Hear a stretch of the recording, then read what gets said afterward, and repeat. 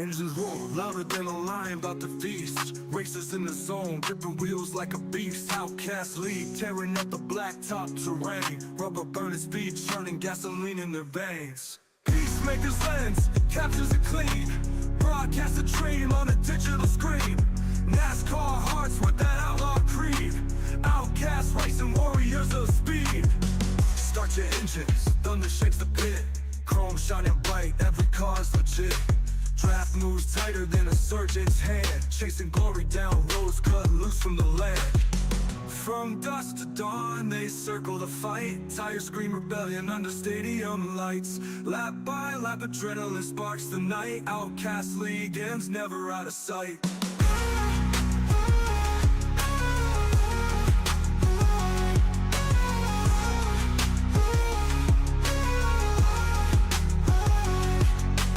Peacemaker's lens, captures it clean. Broadcast a dream on a digital screen. NASCAR hearts with that outlaw creed. Outcast racing warriors of speed. Start your engines, thunder shakes the pit. Chrome shining bright, every car's legit. Draft moves tighter than a surgeon's hand. Chasing glory down roads cut loose from the land. From dusk to dawn, they circle the fight. Tires scream rebellion under stadium lights. Lap by lap, adrenaline sparks the night. Outcast league ends, never out of sight. Racetrack gladiators, helmets on tight. Every second matters, every turn ignites. Born for the fuel, engines never betray. At the finish line, see who outruns the fray.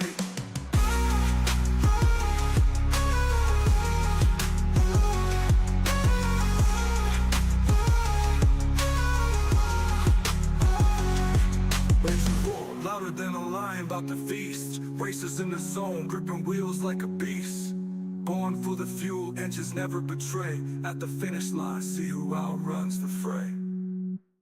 Woo! Ladies and gentlemen, boys and girls, welcome in as we get ready to rock and roll for what is now Championship Sunday for the Outcast Racing League. It is the championship race here this evening, and for 8 competitors, they will duke it out. They will battle here all evening long for 200 laps, 500 miles of racing action here at Daytona International Speedway for our Season 9 championship.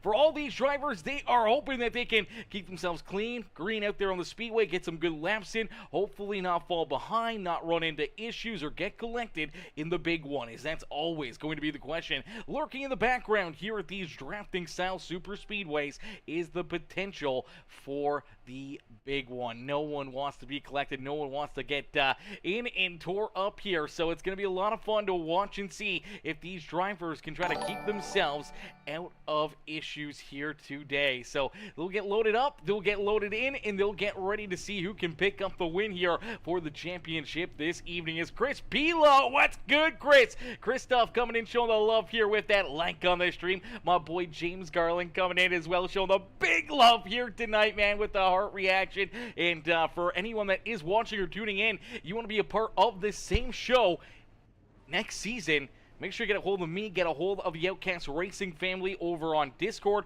or over on Facebook, and we can get you guys figured out and point in the right direction, become part of this series next season. And it's just right around the corner. It's only a couple months away here. But first, we got to see who can claim the Season 9 championship here today. Is everyone rolling out on the racetrack, as you do see that 7 ride. Devin Black will start in the pole position. To the outside, it is the 3 ride of Al Reed. Starting in position number 3 in the Elite Sim Racing number 15 ride, that is Cameron Combs, who is outside the Overton 76. It's Caleb McGinney. Starting in position number 5 in the 12th ride is the Outcast Racing League, the Poor Boy Motorsports ride. That is Josh Bromfield, and to his outside, our series sponsor, our race sponsor here this evening in the number 9 machine. That is the beautiful looking ride out there. Let's see if we can get a good look at it. There it is. That is the Landesco number 9 machine out there on the speedway of Tyler Humphrey. Humphrey will start in that 6th position. And then we see the 81 ride of Anthony Garland. Garland will start back in 7th. Adolfo Castillo will start to his outside. Actually, Robert Tuiscu will start there in 8th. Then we see Mike Killingbeck and Adolfo Castillo there in row number 5. Billy Jordan, James Garland, Johnny Thunders, Chad Lancaster, Casey Gross, Chris Muse, Kurt Sponsler back there in position number 17. And Gary Wright down pit road did not join us for the opening laps here as he'll have to start from pit side. But Gary will be our 18th driver loaded into the sim here this evening. As 8 drivers battling for this championship. Those 8 drivers are Al Reed, Robert Tuiscu, Devin Black, Joshua Bromfield, Cameron Combs, Caleb McKinney, Casey Gross, and Christopher Muse. So we got 8 drivers duking it out here from Daytona International Speedway as we end all of the anticipation with our feature presentation as quickly the 7 rider Devin Black onto the loud pedal, looking to try to run away early on with this race as he's going to lead us down for the first time this evening through corner number 1. Nice and easy down and out of corner number 2 here as all these drivers going to start to build up that speed, the momentum, and the pushing and shoving and all the battling is about to get underway as all these drivers are going to be looking to try to navigate their way to the front of the field here and try to keep themselves clean, out of trouble, and hopefully pointed in the right direction all evening long. It is going to be a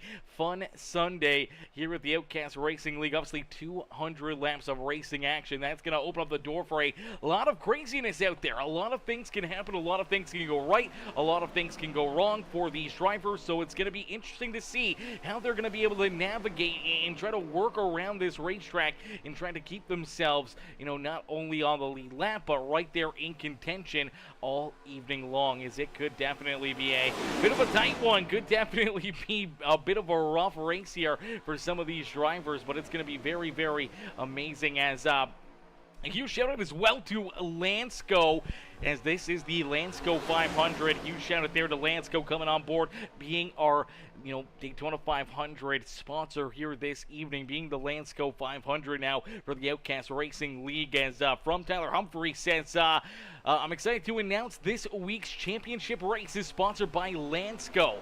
When traveling to the Fort Myers area, the first thing you will notice is how much greenery there is. Landesco has partnered with many businesses in the area to help bring the outdoor feel to every inch of the Fort Myers area by offering agricultural plans for landscaping. You can find out more at landesco.com or on Facebook. Guys, shout them out. Go take a look at all the things that they have working with them and they got going here. Is this going to be amazing here, having Landesco on board with us here for this race, and a huge shout out to them. Hopefully we can do them well, and maybe we can help, maybe work in a little bit of a sponsorship there for next season as well here with the Outcast Racing League with Landesco. As man, this has already been a good race. We see these entire pack sticking together. I thought we would see a few drivers maybe elect to kind of fall back to the rear of the field here, maybe try to take it a little bit easy, maybe work with their teammates at the back of the pack,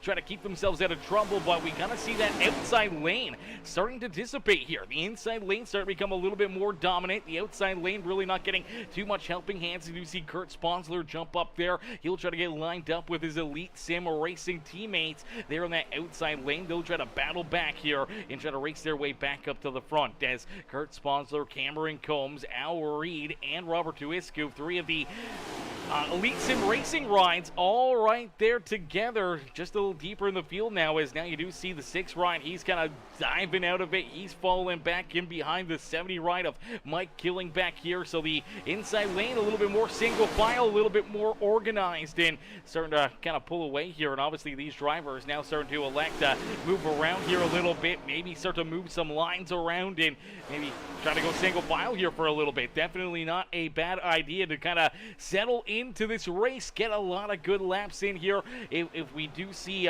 stage breaks, I'm not sure if we're going to get stage breaks in this race. I'm sure we will. I'm not 100% sure on where we will see the stage breaks happen. It's a 200-lap race, so I'm assuming we'll see stage breaks at lap number 50 in lap number 100, which means we will see green flag pit stops here for all these drivers, and that could be the big question mark on the day. Is those green flag pit stops out there on the speedway? For a lot of these drivers, having to make green flag pit stops here on the evening could be good, could be really bad. It could set you back there, especially if you get a penalty down pit road or anything else, as now we do see everyone pretty much go single file here at the front of the field. Nobody out of line, everyone just kind of nose to tail, and you see these front three cars, Devin Black, Josh Bromfield, and Anthony Garland, three of the Poor Boy Motorsports rides rolling here at the front of the field. And now I do believe this is a tough break here for Anthony Garland, as I don't believe, Anthony did not transfer into the championship round this year. Anthony, the last couple years, has come home second in that championship race. He's came so close the last few championship races here on Peacemaker Gaming with the Outcast Racing League, but always came up just that little bit short here this season.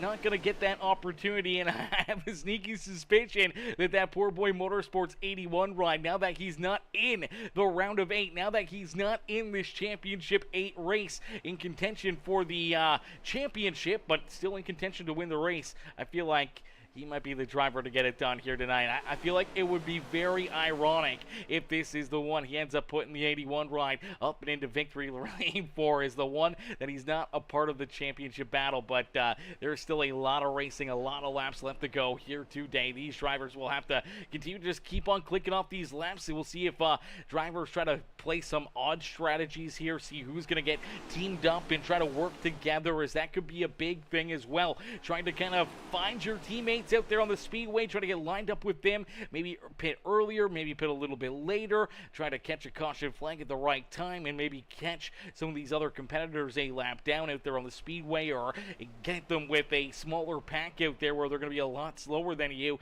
and not within striking distance to make passes around you out there on the racetrack. And if you can kind of do that, if you can get that kind of set up, then we could probably see, a few drivers potentially even go a lap down here without major issues on the racetrack, as you do see that outside lane trying to get formed up here again, trying to get rolling, as you do see the 9 ride just barely able to squeeze up and in front of that 0-2 of Lancaster. Lancaster, luckily enough, did not just spin that 9 ride around, as the Landesco number 9 machine of Tyler Humphrey trying to get that outside lane moving here once again, as he rolls the outside lane here, trying to work his way back up to the front of the field. The 0-2 machine, that is Chad Lancaster, and the N Sea NSB 0-2 machine right there behind him. They see that Ghost Energy number 13 ride. That is James Garland trying to navigate his way towards the front, and the 70 of Mike Killingbeck. Killingbeck, unfortunately, is no longer in these playoffs as well, so a tough break there for Killingbeck, as unfortunately last weekend we did eliminate 4 other drivers, and unfortunately for 4 drivers, they are not a part of this championship race. Those 4 drivers were Billy Jordan, Adolfo Castillo, Mike Killingbeck, Anthony Garland, and I do believe that was it, right? Yeah, Garland, Killingbeck, Adolfo Castillo, and Billy Jordan all unfortunately did get eliminated last Sunday afternoon. They got eliminated from the championship running, but they're still out there battling, having a good run, trying to have a good race here, and obviously trying to help their teammates out. As we do take a look at the Elite Sim Racing rides, they're a little deeper in the pack here, but for the Elite Sim Racing machines, you look at the 3 ride there of Al Reed, you look at the 6 there of Robert Tuwiscu, and that 15 ride of Cameron Combs. 3 of the 4 beautiful Elite Sim Racing rides are all a part of this championship race. So they do have quite a bit of horses in the stable here this evening, as Reed, Tuwiscu, and McKinney. Actually, they have 5 in there. No, 4? No, 3. Yeah, they only have 3.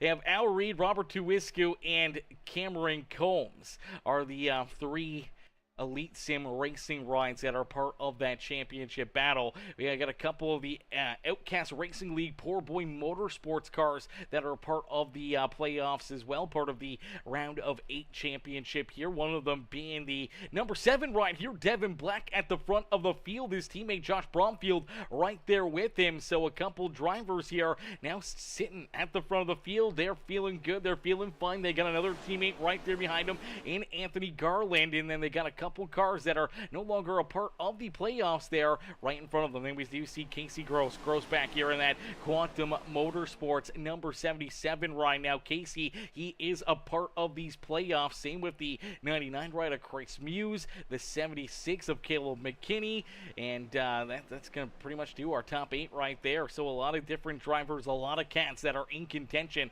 to potentially try to pick up this championship here this evening, and they're all being led right now by Devin Black. Is Black out in front? Bromfield there in second, and man, oh man, this is going to be an exciting race, man. A long race, a lot of laps, a lot of time to try to navigate yourself around the speedway, try to hit or miss potentially the strategy, and working yourself into the feature event here this evening. As Haynes Kev says, wait, they're racing early today. I'm literally on my way home to race. Oh no, I thought it was at 4. I literally left an hour early to make it home in time. So mad. I really wanted to be in this race. That is a heartbreaker there, Haller. That is a heartbreaker, mister. We wish you were out here. We wish you were racing as well. Obviously, always having more cars out there, making it more fun, more exciting, and yeah, definitely a tough one there. Yeah, for the championship race, they tend to, the last couple of years, being the full length race of a NASCAR race,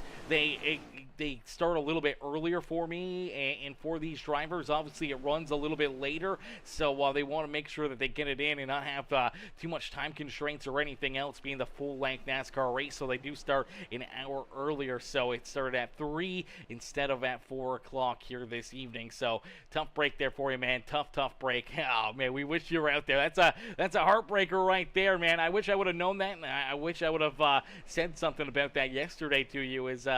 I was kind of thinking that, man. I hope you know. I figured you did. I didn't want to, have you not know that it's going to start there at 3 o'clock. That's a heartbreaker, man. That's a heartbreaker. We wish you were out there on the speedway. As still nonstop great racing action, though, man. These guys continue to put on a heck of a show for us out there on the speedway. Everyone putting together some great laps, running some great times out here on the speedway, and they're all trying to race their way up and into victory lane here this evening. As already 14 laps completed this time around, it will be lap number 15 getting clicked off the board, and as I said, man, there's a lot of laps. There's a lot of time to either have good things happen or bad things happen to you out there on the racetrack, and you still got a lot of time where if something bad does go wrong here in the first half of this race, you got a lot of laps left to try to battle back into it. As down across the line, lap 15 is completed here this evening, and that means that we still have 185 laps of racing action left to go here today. So there's a lot of time to try to navigate your way up to the front here, and Holler, if you want, brother,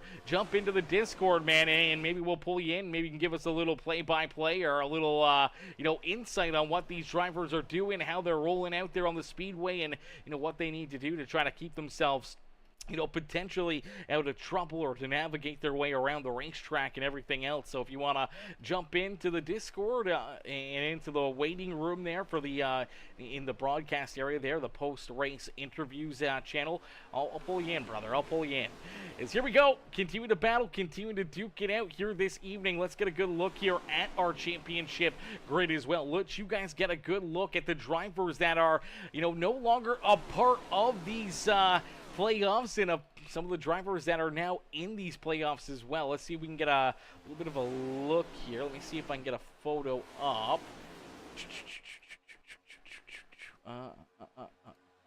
There we go. Let me get this quickly set up and posted and pulled up so you guys can see. I don't want to block too much of the screen off here, but All right, here we go. All right, so that is our playoff bracket right there that you guys can see on the screen right now. I don't know if that's going to be too small for you guys to read or not. Let me just see if we can make it a little bit bigger for you. Okay, there we go. All right, so it's a little bit bigger right there. You can see how these rounds have kind of been broken down out there on the racetrack, how these drivers have kind of navigated their way into this Landesco 500 championship round of 8 here this evening. As Al Reed, Robert Tuiscu, Devin Black, Josh Bromfield, Cameron Combs, Caleb McKinney, and Casey Gross, Chris Muse, all a part of this championship. 8. They are the 8 drivers in contention for this championship here this evening, and they're going to be duking it out like none other here today to try to navigate their way into what could be either victory lane or just championship lane. Normally we end up seeing the driver who wins the race end up being our champion, but there's still a lot of other drivers out there on the racetrack that are competing, that are battling, that are no longer a part of this championship 8. They still want to finish the season strong. They want to put themselves up in victory lane and finish the season off at the front of the field. And as of right now, a pair of our championship drivers are at the front of the field here, but their teammate Anthony Garland, who was just eliminated last Sunday from these playoffs, he rolls there in 3rd. Same with Adolfo Castillo, Billy Jordan. They're all right there inside the top 5. Even though they're no longer part of this championship battle, they still want to be up here racing and trying to battle and try to work themselves potentially into a championship here this year.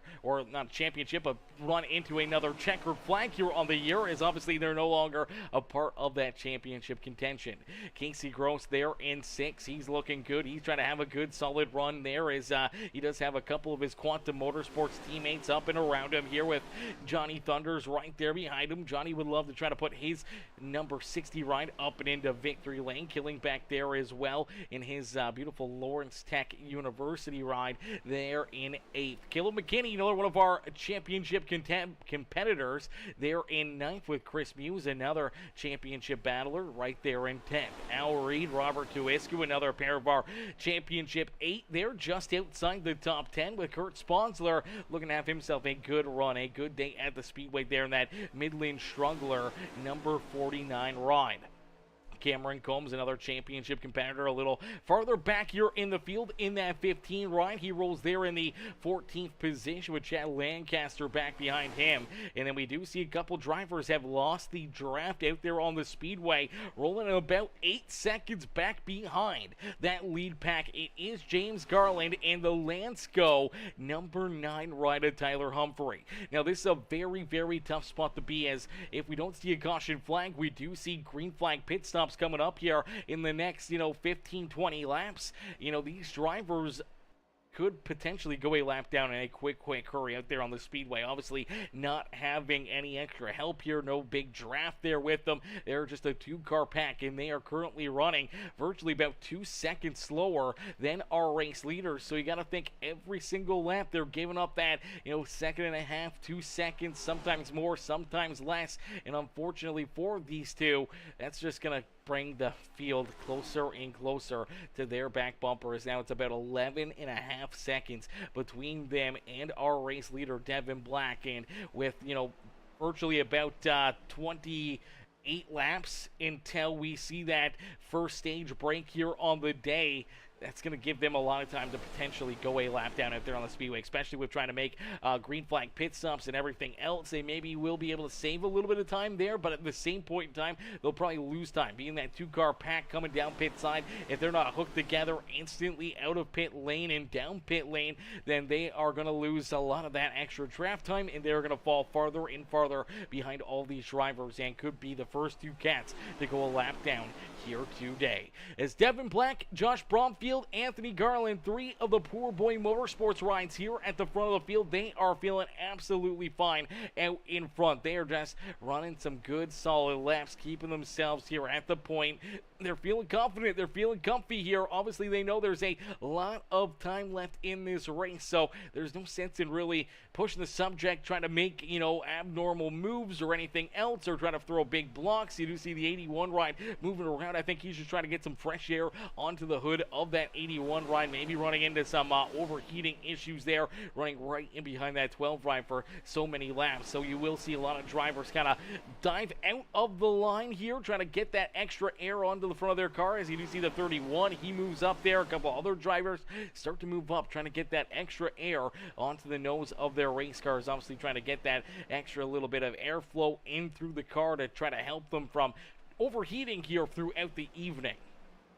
As the 7 ride of Devin Black, he does not have to worry about overheating as that 7 ride continues to roll out in front. He is feeling absolutely fine as the Poor Boy Motorsports 7 machine. This is his first season here with the Outcast Racing League, so impressive enough for the 7 ride to be able to work himself up and not only into the playoffs, but into this Championship 8 as well. Just showing that consistency is key. Hasn't really been too flashy out there. Hasn't won, I don't know if I think he won a race early in the season, but I could be wrong, as we did have other drivers in here at the beginning of the season. They ended up leaving, and now we have the 7 ride here, but I feel like he had some really, really solid runs, really good performances, but I'm not sure if he's found victory lane yet or not this season. And for the 7 ride, be able to get it done here on the biggest stage at Daytona International Speedway, the World Center of Racing here for this championship. No bigger win for that 7 ride here in the Outcast Racing League, so he'll definitely be looking to try to get it done and not only capture that checkered flag, but capture the championship here this year. In Bromfield, right there behind him, his teammate, I'm sure, would be happy to push him to the checkered flag into the championship, but I know Bromfield, he's definitely going to want to try to win this race as well. He wants to get that championship, as now we do see a bunch of drivers. Here comes the Elite Sim Racing team down pit road here. So the Elite Sim Racing crew comes down pit side, being led by Al Reed, Cameron Combs, Robert Tuiscu. Lancaster comes down pit side with them. Kurt Sponsler also down pit side. So here on lap 25, virtually splitting this first stage in half.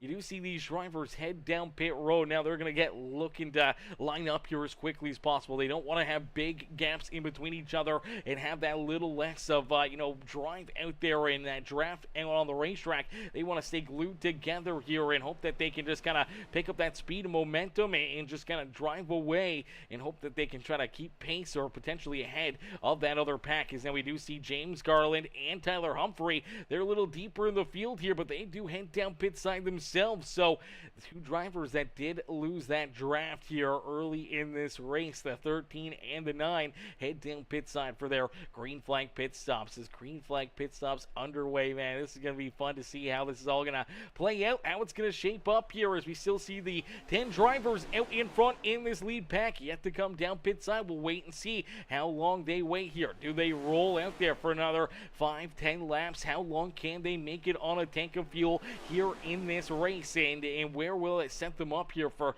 later in this run for that first stage? Obviously, the stages don't mean too much. There is points that are handed out for the just regular points for everybody else, but at the same point in time, there's the owner's points, and I do believe the team points as well that it can kind of affect. So you still want to get a good stage here. You still want to try to help your team out getting those stage points here on the season, but at the same point in time, if you're one of those championship drivers, you don't want to put yourself into a situation where, yeah, you may get those stage points for the team, you may be able to do that, but is it worth risking potentially ruining your hopes and your dreams here of being the champion on the season? So you got to take the good with the bad and potentially giving up maybe on some of those stage points late in the run to work yourself into contention late in the race may be the best bet, especially if they get a little frisky, they get a little risky there at the front of the field, and drivers trying to win that stage. It's not going to help any of our playoff competitors in any of our championship 8 here this evening, but definitely could help their teams out. So we'll have to wait and see how they navigate that, how they plan that out, and how it's going to work for these cats, especially as you do see some of those other drivers like Al Reed, Cameron Combs, Robert Tuescu, all these guys already making their green flag pit stops, and unfortunately doesn't look like they're running any faster than our race leaders here. Actually, probably a little bit slower. They're a 5-car pack compared to a 10-car pack out there on the racetrack, and this time by the start-finish line, And they ran virtually the same lap times, not too far off, about a tenth of a second slower. Actually, that time by they were a little quicker than that lead pack. The lead pack's kind of slowed down there a little bit, and they actually ran about 4/10 faster than this pack. So it's kind of that give or take here. If they get a little broken up here in the lead pack, they lose a little time there to those 5. But if they, break up themselves, if that 5-driver pack kind of falls apart a little bit, obviously these guys are going to catch right up. Or if they get a little bit more organized, they're going to carry that extra speed and momentum here and potentially be able to try to hunt them down out there on the speedway. It's been some great racing action. These guys putting together some great laps out there on the speedway. We'll have to wait and see how it all kind of plays out here when this lead pack elects to kind of come down pit road here this evening. And if they come down pit side together here and kind of leave the Elite Sim Racing crew high and dry out there on the racetrack, as of right now, still that time around the start-finish line, they're running quicker here. They're running quite a bit quicker. 3/10 again faster than this 10-car pack. So some interesting moves here. Obviously, the Elite Sim Racing team absolutely hooked up. They are lined up here and running pretty smoothly together. We'll have to wait and see how long they can keep that going and hopefully not run into any more issues. And if they continue to gain this little bit of extra time, that 2/10, 3/10 every single lap, if they stay out here, that lead pack stays out for another 5-10 laps out there on the speedway. That's a second. That's, a second and a half, 2 seconds of a gap that these guys can gain over that secondary pack out there on the speedway and try to work themselves up to the front. Is again, that time around they were faster than our race leaders. So it's going to be interesting. This is going to be fun to see kind of how this plays out here. Obviously, the first round of green flag pit stops before the end of stage number 1, where we will see that caution flag. We will see that first stage come to a close here at the completion of lap number 50.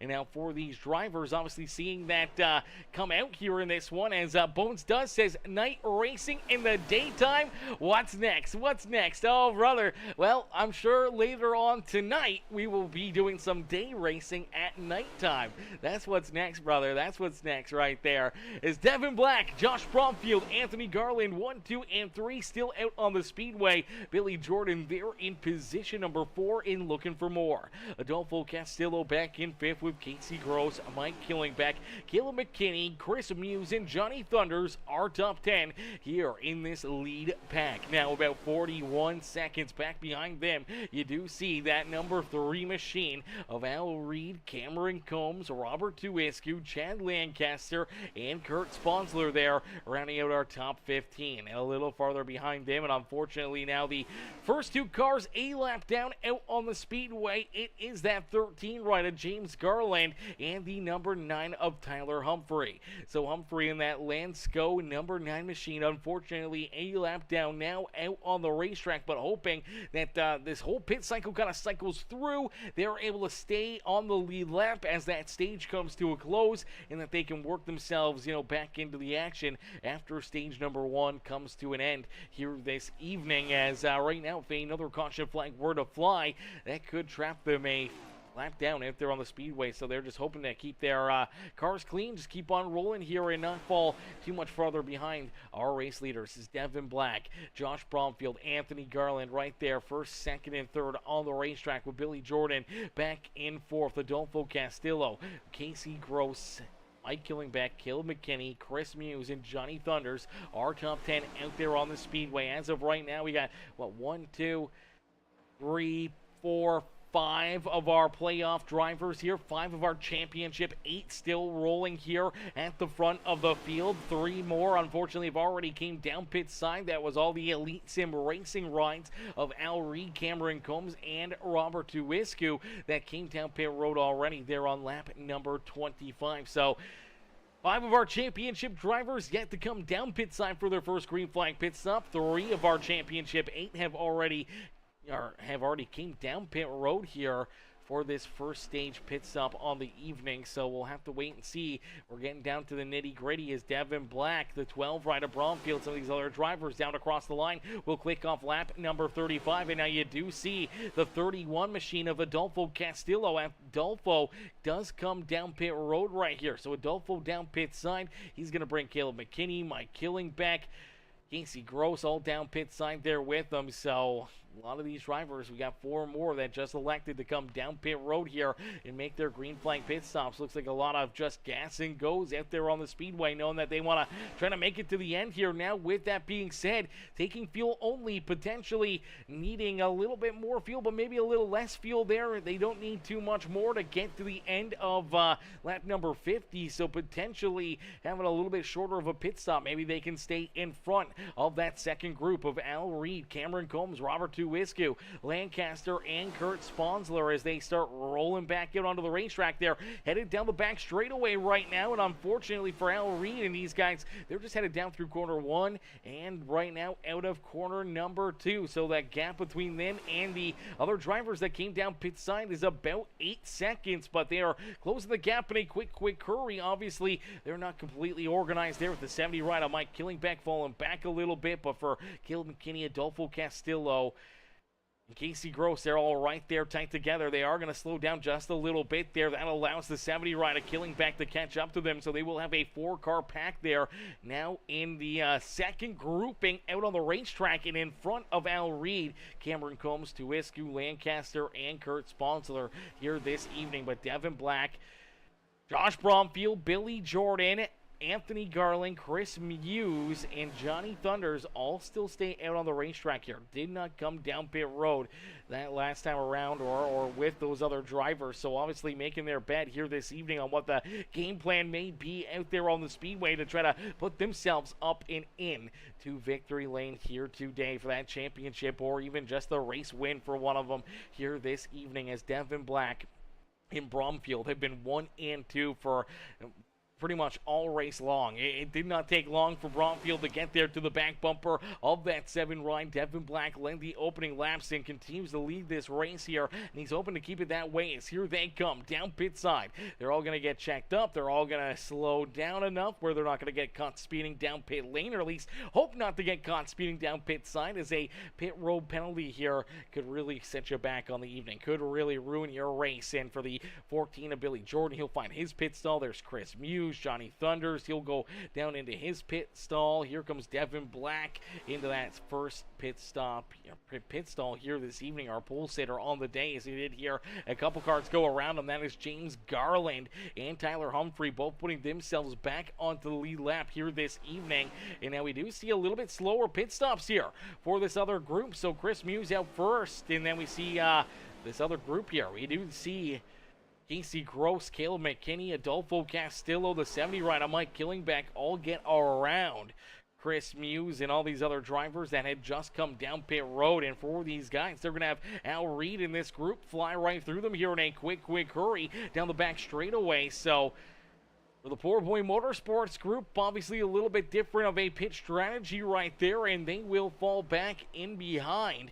the Elite Sim Racing rides, and now they are scored back at about the 11th, 12th position here. I do believe 11th there for Josh Bromfield, 12th now for Devin Black, Billy Jordan, Anthony Garland, Johnny Thunders all right there. The 99 of Chris Muse, he was able to get up to speed a little bit quicker here and maybe has a bit of the draft here off the Elite Sim Racing team here, so he may be able to leapfrog some of those drivers and put himself into a little bit better of a situation here, and maybe see if he can try to navigate or help these guys catch that main group, as Casey Gross, Caleb McKinney, Adolfo Castillo, Mike Killingbeck, 1, 2, 3, and 4 here on the speedway, still leading this race here, as they're able to have a bit better of a pit stop there, have a bit better of a pit cycle, and they are able to work themselves now into the front of the field here today, man. Some great racing, some great action out there on the speedway, as Casey Gross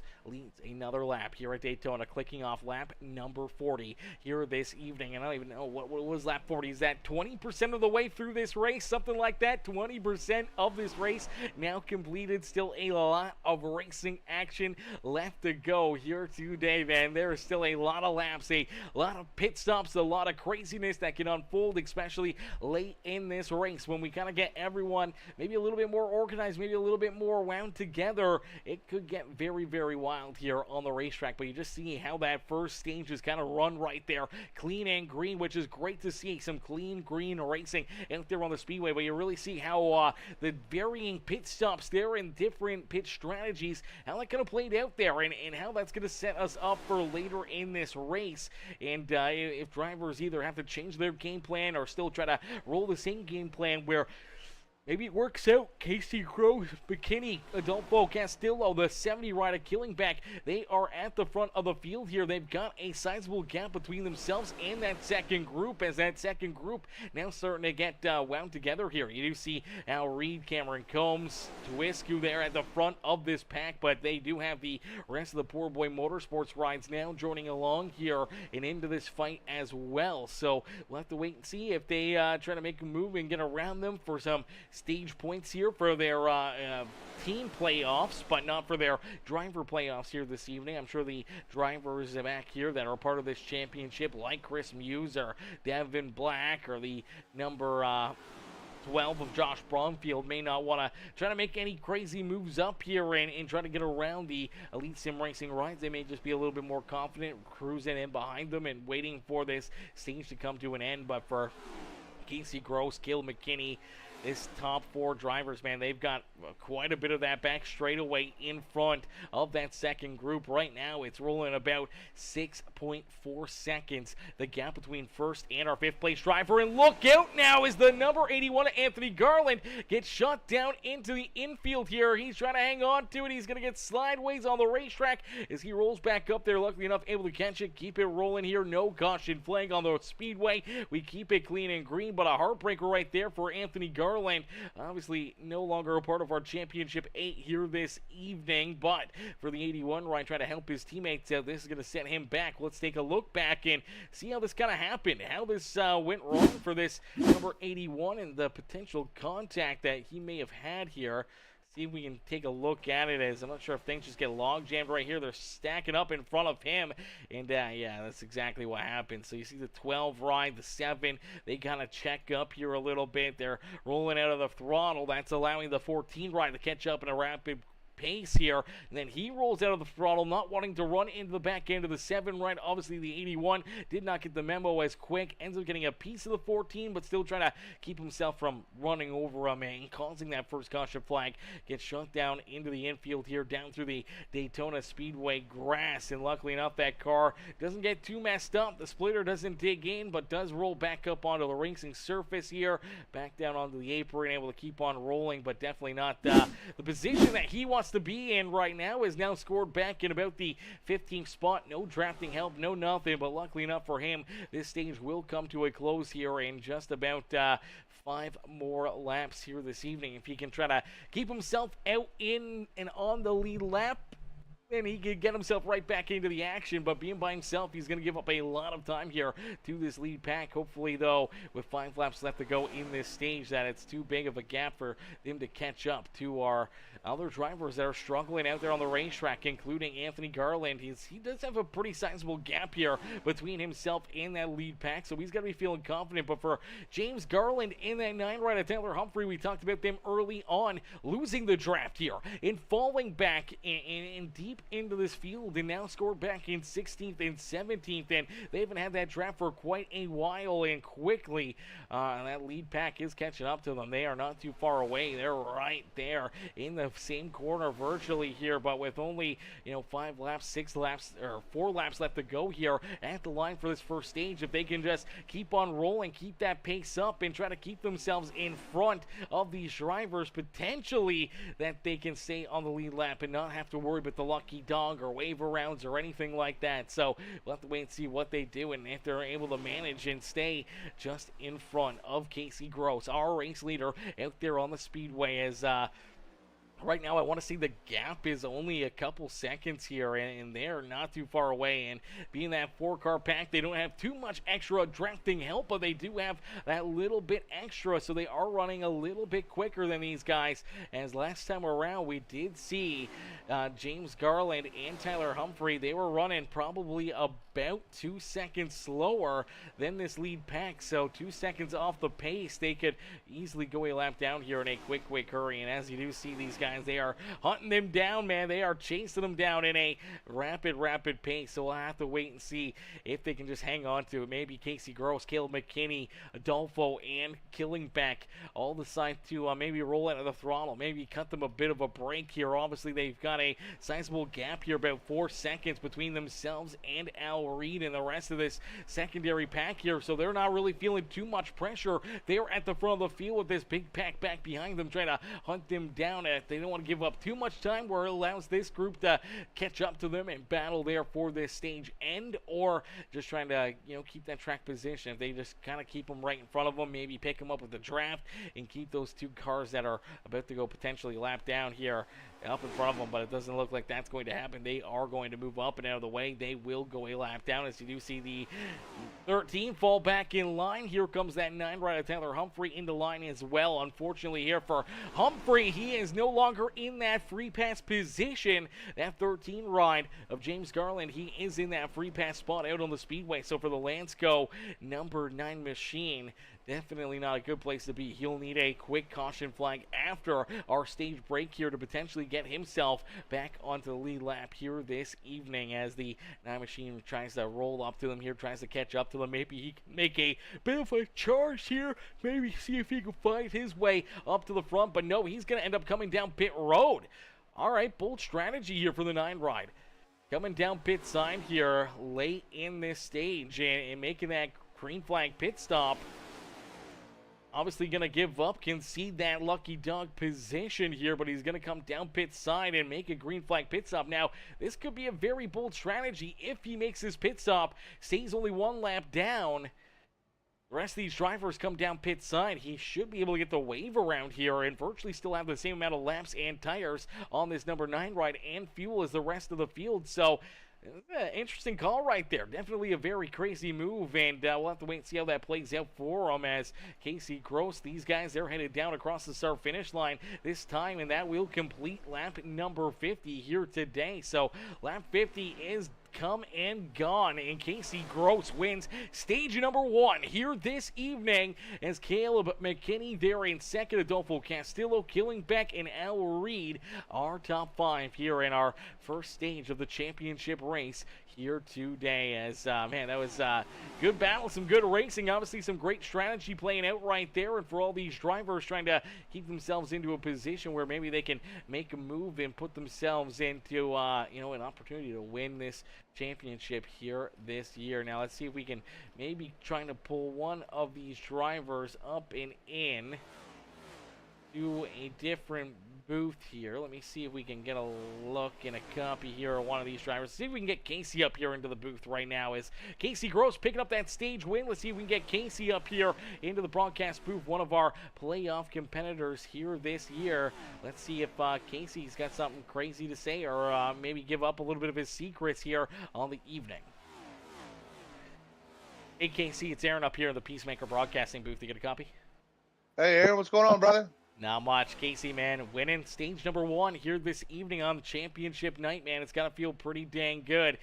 Take us through this first 50 laps and kind of what's going through your mind here in this championship race. Yeah, definitely takes a little bit of the pressure off of the team. The fact that we were able to put that together, that stage, pretty much we came into it and we were trying to just feel out the field. We were kind of spread out at the beginning and see what everybody was trying to do, see if everybody was trying to fuel save or anything. We were pretty short on fuel, but about 10, 15 laps into it, we figured we would just pit, try to short pit and grab some fuel real quick and get out in front of everybody. And well, we did it last week, worked great in stage 1, did it this week. We practiced pit stops as a team about 4 or 5 times during practice session. So it ended up working out for us. We all got on pit road clean, all got off clean, got lined up. From there, it was just clockwork, baby.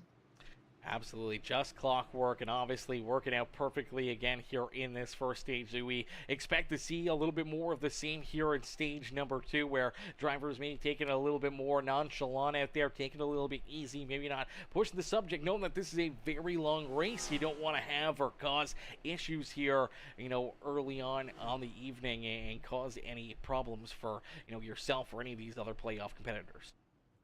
That's right. Yeah, I mean, it's just a battle of attrition. That's why we like this, but we're a team-oriented league, and you get out here with your teammates and just try not to do anything stupid. Let's put it that way. Try to keep the car clean, keep them tires underneath us, and go as fast as we can, brother. Absolutely. Well, good luck out there. Have some fun, and maybe we'll see you back up here at the end of stage number 2. Casey, have some fun out there, brother. And if we don't see you at the end of stage 2, hopefully we see you up here at the broadcast booth at the end of the night as either our Season 9 champion or a, close finisher here to that championship. 10-4, that's the goal, brother. Thanks, Aaron. Absolutely. Alrighty, there we go, ladies and gentlemen. Give it up there for Casey Gross as Casey winning stage number 1 here this evening. Obviously, not a whole lot that goes with that. Stage points, they don't really matter anymore. There's really no, positive. There's no bonus to having a good run there in that first stage, other than just know that your game plan, your strategy may work. It may be the best way to get things done here this evening, and if you can kind of hit the strategy right here in the first stage, maybe the second stage goes your way as well. Now you got to try to figure out and see if maybe it works here in that 100-lap final stage of the day, as we will get ready to go back to green flag racing here this evening. Casey is back into the third position here. Obviously, a few drivers that been a little bit later there, getting some just fuel only, where we did see Casey and some of these other competitors get 2 tires or 4 tires onto their rides, where tires aren't really a major factor here at Daytona. It's mainly for that fuel. The extra fresh tires, it just helps you maybe feel a little bit more secure, a little bit more planted out there on the speedway, but really isn't going to affect your car. You're not going to find any extra speed or anything else with those fresh tires. You just may feel a little bit easier and a little less loose or tight or whatever. You may just feel a little bit more confident out there with some fresher tires rolling, from the high side to the bottom side, making moves and moving around out there on the speedways. We'll get ready to see these guys go back to battle here. The green flag will come back out as Caleb McKinney now scored as our race leader. Al Reed there to his outside. Then we see Casey Gross back in third. Caleb McKinney out in front, though, so Cameron Combs is there in fourth. Then we do see the 6 rider, Robert Tuiscu, Adolfo Castillo there in 6th. Killingbeck back in 7th. Chris Muse there in 8th. Then we see Devin Black, Kurt Sponsler, Anthony Garland, Devin Black, Billy Jordan, Josh Bromfield, Chad Lancaster, Johnny Thunders, James Garland, our top 16. Tyler Humphrey did get that wave around. He did get back around that pace car, so a good pit strategy right there for the 9 ride coming down just before the end of that stage. Now, he is burning up a little bit extra fuel compared to some of these other drivers, but if he can hit the strategy right here, maybe try to find a group out there now that he's back on the lead lap and try to pit with them here and not lose that draft this evening, could definitely put himself right back into the fold here today for the championship in that Landesco number 9 ride. As the Landesco 500 already 50 laps down, 25% of this race has been completed, and we'll get ready to see these drivers go back to battle, duke it out here once again this evening. As a huge shout out again to Landesco. Landesco coming on board here as our primary sponsor here for our Outcast Racing League Championship race. Huge shout out there to Landesco. Check them out over at landesco.com or over on their Facebook channel. Make sure you guys go check them out and show them love, some support, and just tell them how good their stuff looks. Like their post, follow them, do whatever you need to do, man. Help support the people that support this league. As here we go down through the Geico restart zone, back to green flag racing as the 3 machine of Al Reed. A very good restart right there. The 3 machine jumps out in front. He's going to bring that 15 of Cameron Combs right there with him. Now the Elite Sim Racing rides out in front of the pack here. They'll jump down low. They'll get in front of that number 76 of Caleb McKinney and the 77 of Casey Gross, as everyone kind of quickly goes back to that single file racing here. It's almost like they were handing out memos down pit lane for all these drivers, just telling them, hey, you know what, we want to be single file here. We do not want to go double file or race crazy early on and potentially have problems where some of these drivers may get collected, tore up, and potentially ruin their championship hopes here this season. As the 9 right, you do see him, he is able to catch up to the back of that pack here. He's up to speed. He's going to fall right in behind James Garland here once again, as he's been in behind Garland for a lot of laps, as those two were working together trying to stay on the lead lap. Now the 13 was able to get the lucky dog and get back onto the lead lap. The 9 ride was able to get the wave around and back onto the lead lap here this evening, and now they'll look to try to stay with that lead group. But you do see the 60 ride of Johnny Thunders losing a little bit of pace right here, unfortunately falling back behind that lead pack, and they got to be very, very careful here with that run, as if they fall too far behind again, they may lose that lead pack here this evening. So we'll have to wait and see if that will play out for them, if they'll be able to hang on to that draft and keep themselves in the battle this time for another 50 lap stint. Is down across the line. They will complete lap number 56. So we got 44 more laps left to go here in stage number 2, as stage number 2 will be a little bit shorter, not much, but I feel like the strategy here will probably be a lot more of the same. A lot of these drivers will be trying to do the same thing, try to roll the same groove out there and see if they can try to use that to their advantage. As talking about Landesco, let's get a quick word in here and a good look at the Landesco group here this evening, being a part of this series. Let's take a quick look at their image here. So let's take a look at this. Maybe we can make this a little bit bigger. See if we can make this a little bigger here. I don't want to cut off too much of the race, but that's going to probably happen here as Landesco coming on board here, official partner here of this race, as Landesco is a progressive landscape architecture and planning firm with offering a full range of landscape architecture services as well as other associated building and permitting services.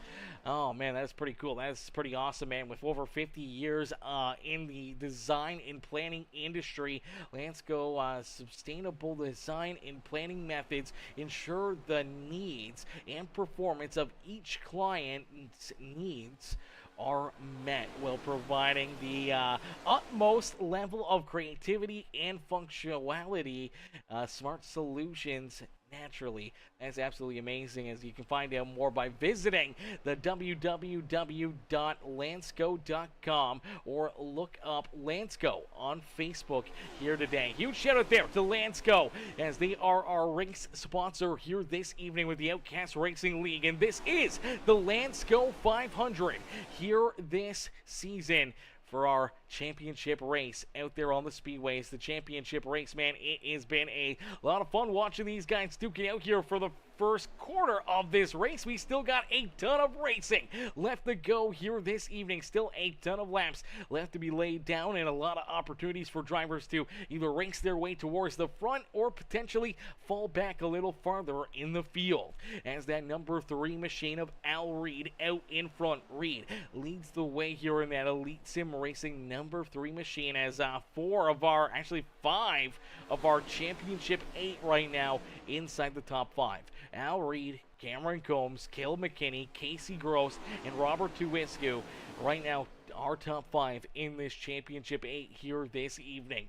Then we'll go back into the 8th position, where we will see our 6th highest championship driver, the 99 ride of Chris Muse. Right behind him, our 7th highest running driver in this championship. It is the 7 ride of Devin Black.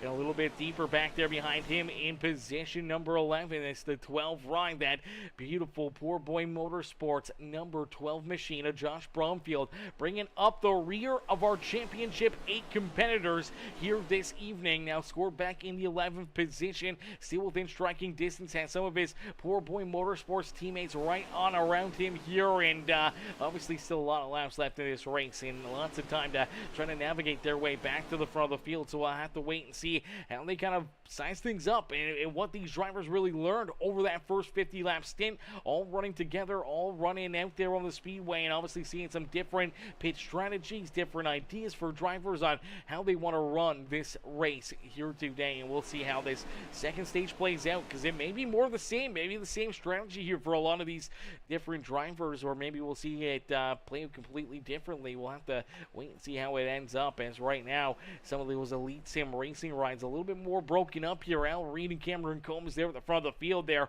Teammate Robert Tuiscu back there in 5th, but then all of a sudden all the way back in position number 10 is Kurt Sponsler. So Sponsler's kind of broken up from them here, as the Poor Boy Motorsports rides, they're kind of a little bit more broken up now, as well as Devin Black there in 9th.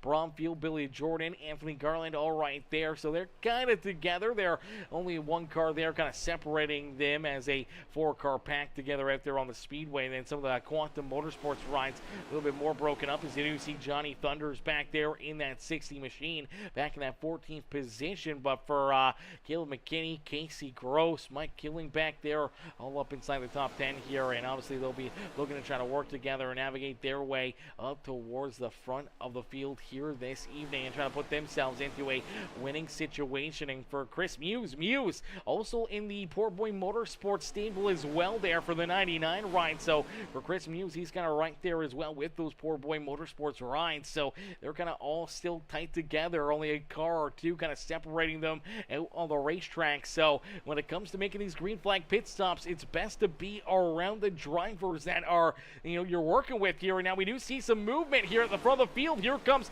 Caleb McKinney. McKinney will jump up to the outside lane here as now the Elite Sim Racing rides head down pit side. All right, so there you go. There's the reason why McKinney, Casey Gross, all these drivers jumped out of line here, is they want to get up out of the way, allow these Elite Sim Racing rides that inside lane to head down pit road. Very nice move there by them, and obviously for these guys shouting it out, giving them the heads up that, hey, we are coming down pit road this next time by the start finish line. Now I don't know if that's a little too early or if it's gonna work out best for them here. We'll have to wait and see how this all kind of shapes up, as we'll see them roll back out onto the racetrack. Here comes Cameron Combs, Al Reed right there. There's that 49 of Kurt Sponsor. Robert Tuiscu, though, a little slower down pit road here for that number 6 machine. Not connected with his teammates, and that could be a major mistake here for these drivers. If they're not tight together coming out of pit road, that could really set them back, really slow them up here, and lose any time that they may have gained here making this early pit stop. They may have lost all that extra ground that they may have gained out there on the speedway. So definitely not what they wanted to have happen, but obviously being able to try to stay on the lead lap here and in contention here for later in this race. And obviously they're going to be able to talk about that, game plan it, and make sure that they get things absolutely perfect for the next time around, for the next time they have to make that green flag pit stop, as the next couple green flag pit stops for these guys could be make or break for their championship hopes here this year. So they'll definitely have to try to keep their eye on that and try to get that figured out here, as Cameron Combs is about 1.2 seconds in front of Al Reed and Kurt Sponsler. Robert Tuiscu, unfortunately, even farther back here. He's back about 7-8 seconds back behind his teammates out there on the racetrack, and unfortunately he's kind of a lone wolf out there on the speedway. And right there behind him is our lead pack. They're catching up to him in a quick hurry, and unfortunately for the 6th ride, he may be that car to go one lap down out on the racetrack. And for that number 6 machine going a lap down, obviously he'll be looking to try to get the ring behind these guys, try to keep himself into this battle. It's gonna hurt him in the long run no matter what here in this second stage, but they will still have to make a pit stop that should give him the lead lap back out there on the speedway. So it should still help him out a little bit here, as we did see that secondary pack here fall back a little bit here. You see that 81 ride of Anthony Garland, James Garland, Johnny Thunders, Chad Lancaster, Tyler Humphrey. These 5 drivers have fallen quite a bit back here from that lead pack out on the speedway. And for right now, that may be too far back where they may have lost that draft to that lead pack, and they'll have to see if they can try to find that extra bit of speed and try to work their way back up there and into the battle here in that lead pack. But right now, they're kind of stuck back about a second behind these race leaders. But Anthony and the rest of these guys are trying to get lined lined up are trying to hunt them down. It does look like they are closing that gap here in a quick hurry, so they are catching up to the lap down number 6 machine of Robert Tuisku out there on the racetrack. As Caleb McKinney, though, continues to lead this race. McKinney out in front, as you do see a couple of the Poor Boy Motorsports rides. They do jump up to the outside here. They're looking to get around this 6th ride, knowing that he is a lap down. They would rather try to get lined up with their teammates here, as the 14 and the 12 ride all right there, ready to kind of work together here for these pit stops coming up in just a little bit, as the 13 will fall back into line. Here comes the 81, still trying to work the outside lane. Unfortunately, not much there, and now can't fall in between the 13 and the 60, and that may put him towards the back of the pack here. He's got to hope that he can catch up to the rear of the field here and get that draft off the 9 ride, and just trying to hang on and see if he can close that gap, catch up to his teammates here, or try to make it up on his pit entry here this evening. As Caleb McKinney, though, McKinney out in front, leading the way here in Daytona, as that number 76 ride, he's been looking spicy. Him and the 77 of Casey Gross, Adolfo Castillo killing back here the Quantum Motorsports team. They've been working well together. They were able to be out in front there at the end of stage number 1. They're hoping that they can be out in front here for the end of stage number 2. It looked like maybe they would give up time or anything there to Al Reed in the Elite Sim Racing Group, but obviously we saw Al Reed, Kurt Sponsler, the 15 of Cameron Combs, and that 6 of Robert Tuisku all come down a 4-car pack down pit side. Unfortunately, they did not leave pit lane very nicely.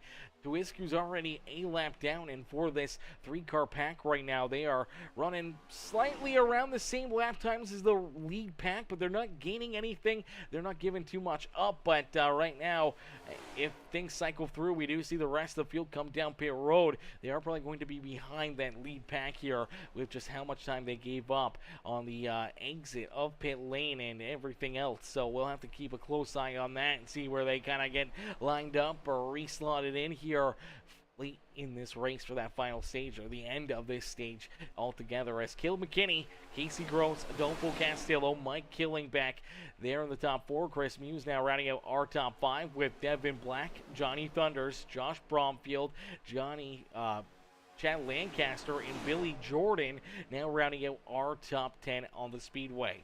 Tyler Humphrey right there in that Landesco at number 9 ride there in 11th. He's looking to race his way up inside the top 10 here this evening. And Anthony Garland, James Garland, all right there is our top 13. Still right together, that 6th ride, that is Robert Tuisku. Tuisku is currently a lap down out on the Speedway, and definitely a tough spot to be for this RT3 Designs number 6 ride, as he is a lap down out on the racetrack. And right now, this lead pack, they know that they've still got about 30 laps of racing action here before the end of stage number 2 this evening. So still a lot of laps here in this second stage. Still a ton of laps left here in this race, as down across the line they'll complete lap number 71 here this evening. And that's still a lot of laps, man. Still 129 laps of racing action here this evening for all these drivers, and they'll have to keep their P's and Q's, keep dotting their I's, crossing their T's, making sure that they're perfect out there on the Speedway,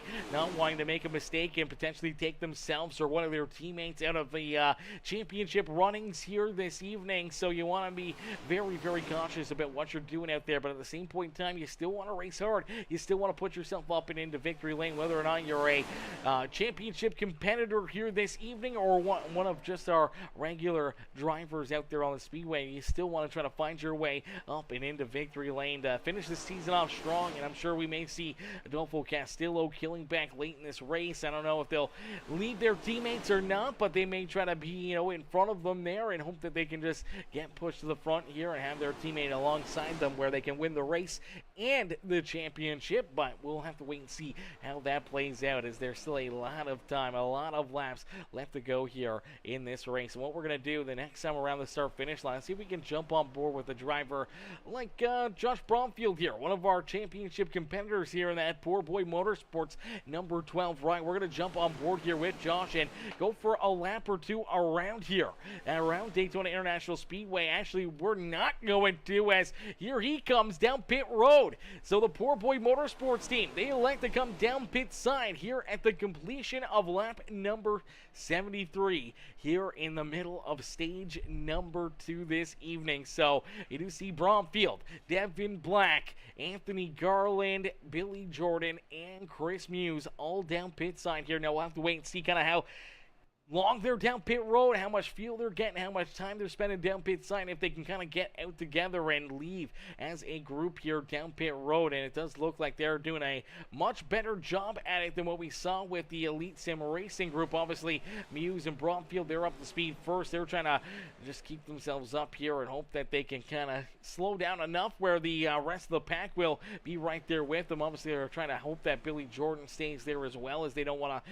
lose any drafting help. They don't want to lose any of their drafting partners out there, in hopes that they can kind of keep themselves, you know, towards the front of the field here at the end of this stage. As Gil McKinney, Casey Gross, Adolfo Castillo, they're 1, 2, and 3 on the speedway. Killing back Johnny Thunders, Chad Lancaster, James Garland, Tyler Humphrey. Now our top 8 here in this lead pack, as the 99 rider Chris Muse rolls there in position number 9 here, as Muse, Bromfield, Devin Black, Anthony Garland, they're getting fairly organized here pretty quickly. The number 3 machine, though, of Al Reed. Reed is catching up to them in a quick hurry here. The Elite Sim Racing rides, they came down way earlier here, about 10 laps before the Poor Boy Motorsports team that just came down pit road. So they got a little bit older tires, a little bit older, gear out there on the speedway, but they're running smoothly together here and hoping that they can catch a little bit of the whiff of the draft off that 14 and the 81 and draw up into them, as you see our lead pack back there behind them, just exiting corner number 2 there.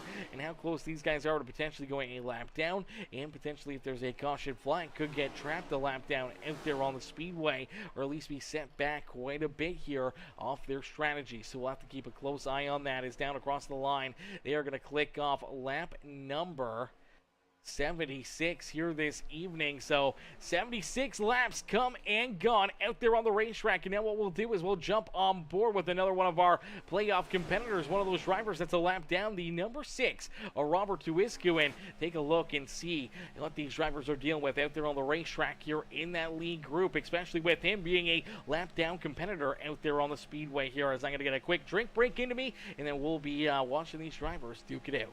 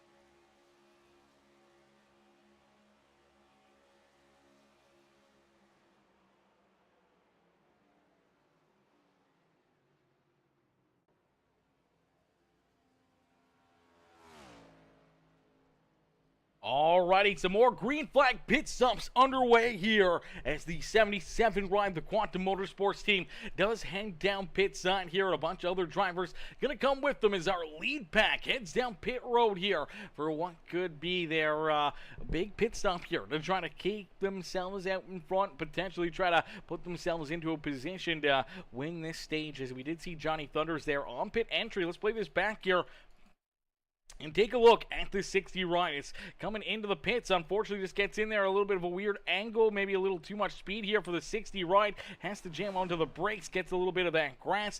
Unfortunately, gets that dirt and grime onto the tires. He does go for a loop-de-loop there on pit road entry, and that is a tough break right there. A tough mistake out there on the speedway, and unfortunately, that is going to roll him back out onto the racetrack all by himself. But we do see the caution flag come out. So our first caution flag for incident here this evening, as it looks like the 76 of Caleb McKinney gonna run into some problems. This is our first playoff driver having issues here. They had just come down pit road. They had just made their pit stops here, and now for the 76 ride, as he's rolling out there on the racetrack, unfortunately clips the track right there, goes around over to go for Adolfo Castillo, ends up getting into him there. The 76 gets turned around there on the racetrack, and here comes our lead pack. Oh, and he gets absolutely murdered by the 14 rider, Billy Jordan. Billy Jordan comes in there. Unfortunately, they see all these drivers that are leaving pit lane. They see them down low. They're trying to avoid these guys. They're not wanting to run up and into them here, and then all of a sudden, the lead pack, they really just got nowhere to go here. They barely see this coming down and out of corner number 1 and 2. And then all of a sudden, there's this car just parked in the middle of the roadway. And right here, you see him kind of spread out. And all of a sudden, right in front of that 14 ride is the 76. Heavy damage there as well for Anthony Garland. Looked like Garland got a piece of that. Maybe a little bit of the neck coat off the contact here. Yeah, it does look like some maybe potential neck code there for the 81 ride, and then you do see Al Reed here. Let's see if Al Reed ends up getting some damage here as well. Is this another one of our playoff drivers back here? Al's going to send it in there as well. Yeah, he gets some damage there as well on that number 3 machine. Gets a little bit of front-end damage. I do believe his teammate in the 49, Kurt Sponsler, going to get some damage out of that as well. But, man, what a hit there. Oh, Cameron Combs also around. Heavy damage there for Cameron. Let's take a look back at this one. It's Cameron. He's also going to get tore up right here. He's trying to get through there, trying to keep himself out of it. They're stacking up in front of him, honestly, trying to avoid that 76. 76 gets slammed into right there. Al Reed, you see the contact for him. Then Kurt Sponsler trying to avoid. Actually, looks like Kurt does a great job of avoiding the 14 ride. Unfortunately, Cameron Combs, another one of our playoff competitors, not able to get out of the way of the 14 ride and just drives into the back end there of that 14 machine. Gets some pretty solid damage there. But take a look at the 76 ride. Just flying through the air here, man. This is a massive hit here for him, man. This is a tough one out there on the racetrack. Bam! Just absolutely slams into him here. Then all these other drivers, there's unfortunately nowhere for them to go. You see the 15 ride checking the rear end fluid there on the 14 machine of Billy Jordan, and unfortunately some very heavy damage here kind of midway through this race. Now, luckily enough for these drivers, there was still a lot of time. There was still a ton of time to try to battle back, try to put yourself back into the action here this evening. Obviously, having these issues, having these setbacks, going to affect and hurt your chances here on the day, but there's still a ton of time to rebound and get yourself back into the action here. So we'll have to wait and see how some of these Elite Sim Racing rides in the 76 battle back here, as that was 3 of our championship competitors tore up, tied up here. And now you do see Al Reed down pit side, Cameron Combs, and Caleb McKinney all down pit road trying to get their cars repaired, trying to get them fixed up here this evening. And already for Caleb McKinney, he's a couple laps down here. He had to tow from down on the racetrack here. Unfortunately for him, he ended up having to tow that car, could not just drive it down pit side. So that's going to be a tough one for Caleb McKinney here this evening. That may keep him a few laps down. I'm not sure. Cameron Combs may have also potentially towed here this evening as well. Doesn't look like he did. Looks like he was able to drive that car back down pit side. So great break there for the 15 ride. But man, that's tough break for Three of our championship competitors and a few of the other drivers that got collected there as well here just about midway through this race, just a little bit before midway, virtually 40% of the way through this race here this evening, as just over 80 laps done here today. And now you do see that 76 ride rolling back out onto the racetrack here. Now he has scored a couple laps down out on the speedway. Definitely not a spot you want to be for Al Reed and Cameron Combs. They're trying to get their cars repaired. Obviously they're trying to do it the old-fashioned way and letting the crew go to work and not using the quick repair here, as they want to try to save that quick repair for later in this race, as you only get one quick repair. And if you get tore up, if you get tied up in another late race incident like the 76 of Caleb McKinney, McKinney does battle his way back onto the lead lap, gets himself back into the action here this evening, but then gets tied up in another big wreck. He could be in the same situation. He could have a heavily damaged race car and not be able to use his quick repair, so he may have to be making multiple trips down pit road trying to get the cars repaired, trying to get back into the action. And, you know, if potentially could be too much damage for him to even get it repaired and have enough time to roll back out onto the racetrack there late in this race. So it's definitely going to be setting the 76 back even more than these other drivers. Obviously, he's going to have to try to battle back and regain a couple laps and back into the action here, as I do believe he may be scored technically as one lap down, maybe he's either 1 or 2 laps down out there on the racetrack. It'll be interesting to see exactly how they got that scored and where exactly he stands here as we get ready to go back to green flag racing. It's Mike Killingbeck out in front here, Adolfo Castillo in second, Tyler Humphrey in the Landesco number 9 ride. They're in third, James Garland back in fourth, and then we see Johnny Thunders, Casey Gross, Lancaster, Chris Muse, Devin Black, Bromfield there inside the top 10. And then we see Anthony Garland. You do see the number 6 rider, Robert Tuisku. Tuisku was able to get that lucky dog, the wave around back onto lead lap here this evening. There we see Cameron Combs. He was able to rejoin the field there, so at least able to hang on to the draft here. Hopefully not too much damage to the 15 or that 3 machine, that they'll be able to hang on to the draft here and just survive until our next caution flag at the end of this stage and try to get some more repairs done to their race cars here, as Billy Jordan also right there as well. Looked like Billy did use his quick repair on the 14 ride, so he does not have that in his back pocket any longer. And for the 76 of Caleb McKinney, McKinney is there. He is in that lead pack, but as I said, he is unfortunately, looks like a lap down out there. So only 1 lap down. Not too bad for him if he can survive. If no one else goes a lap down here within the next 14 laps of this race, he could get the lucky dog and be right back into the action on the lead lap here at the end of our stage number 2 end. So could have been a whole lot worse for the 76. Obviously, still not having that quick repair for later in the race. Definitely going to kind of set him back, or at least make him a little bit more nervous or a little bit more scared of what he needs to do or where he needs to be out there on the speedways. You did see some pushing and shoving there in that outside lane. The 31 run of Adolfo Castillo getting a little bit squirrely there off the front bumper of his teammate there, Casey Gross. Still have to try to figure that out, see if they can get pushing here again and see if they can navigate their way back up towards the front. His driver still battling for their team points here on the season, obviously trying to get those extra team points, trying to win the team championship as well as the drivers championship here this evening. We'll see what they can do as the outside lane once again start to fall apart here a little bit. Now they're the only 2 out there. They'll have to see if they can fall in line and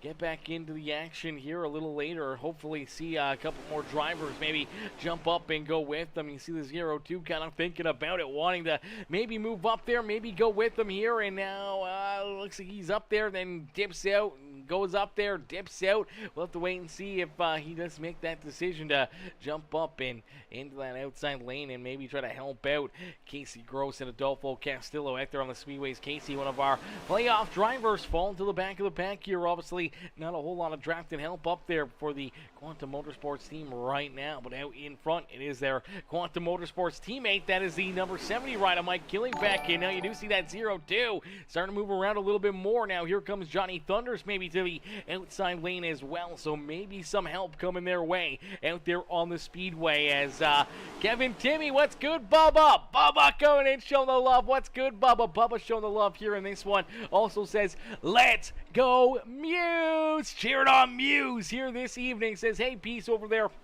on Twitch as well, showing the love not only on Facebook but also over on the Twitch stream. I appreciate that, Bubba. How are you doing this evening? Hopefully you're having yourself a wonderful day as it's Championship Sunday here with the Outcast Racing League. And for your boy Chris Muse, he's part of that Championship 8, open to try to win this championship here in Season 9 of the Outcast Racing League. We'll have to wait and see if he can get it done, as there's still a lot of racing left to go here from Daytona International Speedway, as these drivers, they got a long race ahead of them. They got a lot of laps they've already laid down, as nice and easy down through corner 1 and out of 2, back down the back straightaway here. This next time by the start finish line, they will complete lap number 90.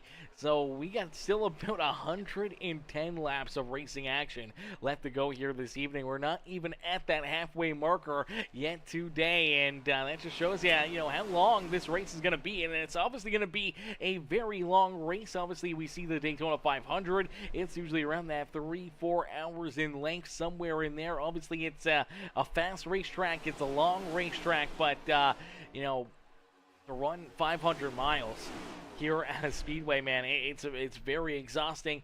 And obviously later in this race, the intensity builds up, the championship on the line. We could see more and more caution flags. With the real life NASCAR, obviously cleanup takes a whole lot longer than it does here in iRacing, so they should be a little bit quicker, but still we could see a lot of late race moves, a lot of late race mistakes, and obviously some late race carnage out there, as you never know when that big one is going to strike. As Bubba says, just got done washing the Challenger. Let's go, baby. How's the Challenger looking? Hopefully it's looking nice and fresh out there, and hopefully you'll be ready for a little Sunday cruise later on this evening, brother. That'd be fun.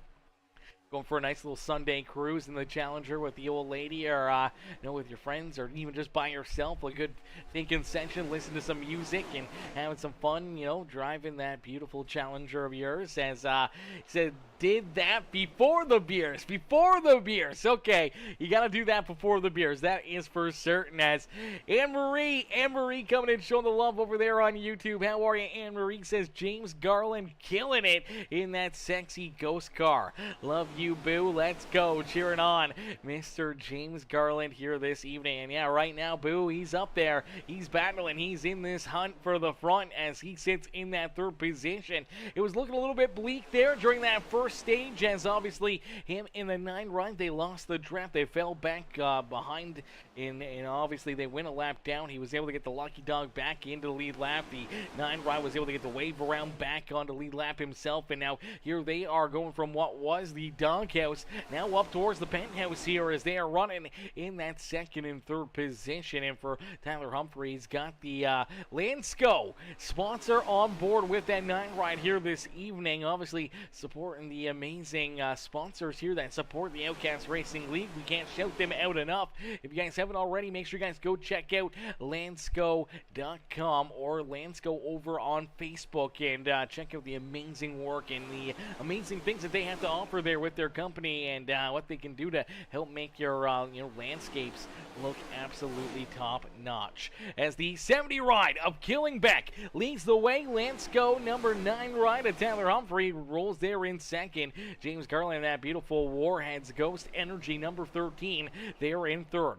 Robert Tuiscu, who we saw just go a lap down, he was able to get that lucky dog himself in the RT3 Designs number 6 ride back on the lead lap, and here he is battling right up inside the top 5. One of those drivers that got collected in that first caution flag for incident here this evening. That 3 machine of Al Reed, he's right back into the hunt here as he rolls there in that 5th position. And we see Casey Gross Kurt Sponsler there in 7th. Chris Muse back in position number 8. Josh Bromfield, Anthony Garland, Adolfo Castillo there in 11th as him and Garland duke it out here for that 10th spot on the speedway. Devin Black, Johnny Thunders, Billy Jordan, Cameron Combs back there in the 15th position in that 15 ride. Chad Lancaster in position number 16 here on the speedway, the 0-2 ride, back in that 16th position. And then we see Caleb McKinney, one of those drivers that just got tied up there in that last caution flag. Obviously a mistake coming back out onto the racetrack after hitting the banking on the apron there. He was on the apron after making his green flag pit stop, got up into the racetrack, lost the handle of that car, went around, and some contact between him and Adolfo Castillo, which pushed him up the racetrack right in front of our lead pack. And unfortunately, we saw quite a few drivers get tore up and tied up in that carnage, as we saw damage obviously to the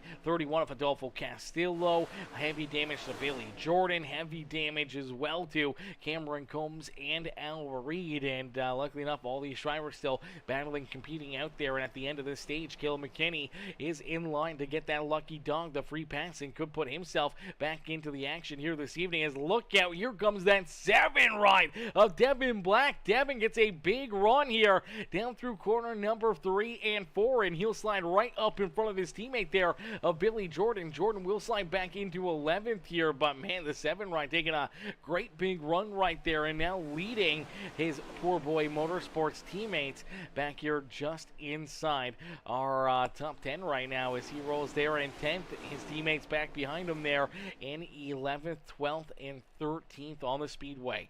Is out in front, it is Mike Killingbeck though. Killingbeck continuing to lead the way here in this one, as man, he is having himself a great day here in this one. As Must Love Poodles, how are you? Must Love Poodles says, come on Landesco. Number 9, the Landesco number 9 machine of Tyler Humphrey right there in position number 2 as this second stage quickly coming to a close. You see some drivers starting to make some moves, wanting to maybe try to pick up this stage win here this evening as there's contact. Look out, there goes Garland, there goes Al Reed, the number 6 of Robert Tuisku collected as well, and a pair of our championship competitors tied up there on that one as the caution flag will come out. That should end our stage here under the yellow flag, as well as, man, Al Reed pushing that 6 machine of Tuisku in the outside lane, hoping that they can make a move up to the front of the field here, maybe see if they can plan what they could do late in this race. Obviously, this is not what they wanted to plan, as man, the 3 riders giving some big shunts here, unfortunately, down through the tri-oval. That is a very, very tough spot to be on someone's back bumper and pushing them here on the racetrack. And unfortunately, here for Al Reed, maybe pushing a little too hard right here. Gets his teammate a little bent out of shape, gives him a wrong bump right there in the wrong spot. Unfortunately, it just kind of turns that 6 ride right down the racetrack here. Gets into Tuisku, shoots him right down the speedway into the 13 right here. James Garland, absolutely nowhere to go for James, as James just innocent bystander right there. Then the 3 ends up getting collected there as they come back up the racetrack into the outside fence here. Heavy contact, heavy damage there for Tuisku and for James Garland. Then you see everyone else trying to cut their way through there. Look at Devin Black, one of our other championship competitors, just somehow or another split in the middle right there and avoid any major damage. The 81 run of Anthony Garland making some big moves there as well. That was a scary one for those drivers, a little deeper back behind these guys. Let's see if we can take a look here at Devin Black, because Black's going to get a good look at it. He's trying to get checked up, and all of a sudden they're going to start to wreck right around him. He's got to dodge him right there. Luckily enough, he's able to cut through there and not have any issues. Let's see if we can get a look at Anthony Garland and how he's able to navigate this, as well as Garland right back here. He sees it happening, gets onto the binders. All of a sudden there's a couple there in front of him. There's another one there. He's got to go left. He's got to go right. And luckily enough, keeps himself out of any major damage there and keeps on driving here this evening. And that will bring us to probably the end of the stage. So stage number 2 will officially go into the history books here this evening as drivers do head down pit side. So it looks like they will end stage number 2 here at that caution flag instead of at lap number 100 here this evening. So Tyler Humphrey, Mike Killing back there, and a lot of these drivers up at the front of the field. Obviously a few more joining the top 10 there, getting stage points for their team after the contact and incident there. Obviously taking the 6 ride, the 3 ride, and the number 13 out of the top 10 there in this one. So obviously tough break for them as we do get ready to go back to battle here as Kurt Sponsler going to come out of the pits here with the race lead. It's Chris Muse now into second. Devin Black there in third. Josh Bromfield back in fourth. So the Poor Boy Motorsports rides getting out towards the front here. With that Elite Sim Racing 49 rider Kurt Sponsler. Then we see Killing back there in fifth. Tyler Humphrey, Casey Gross, Anthony Garland coming out in position number 8. Al Reed there in ninth, as we do see Cameron Combs still down pit road getting work done to that 15 ride, trying to get it repaired. Robert Tuwiscu, he's down pit side trying to get repaired. Same with Adolfo Castillo. Billy Jordan, the 13 ride of James Garland. Then we did see Lancaster, the 60 of Johnny Thunders, that number 6 machine still down pit side. Caleb McKinney also down pit road here. Now for McKinney, that was a good break for him, as that did give him the wave around the lucky dog, and he is back onto the lead lap here this evening himself. So a great break right there for the Overton 76, getting himself back into the battle here this evening.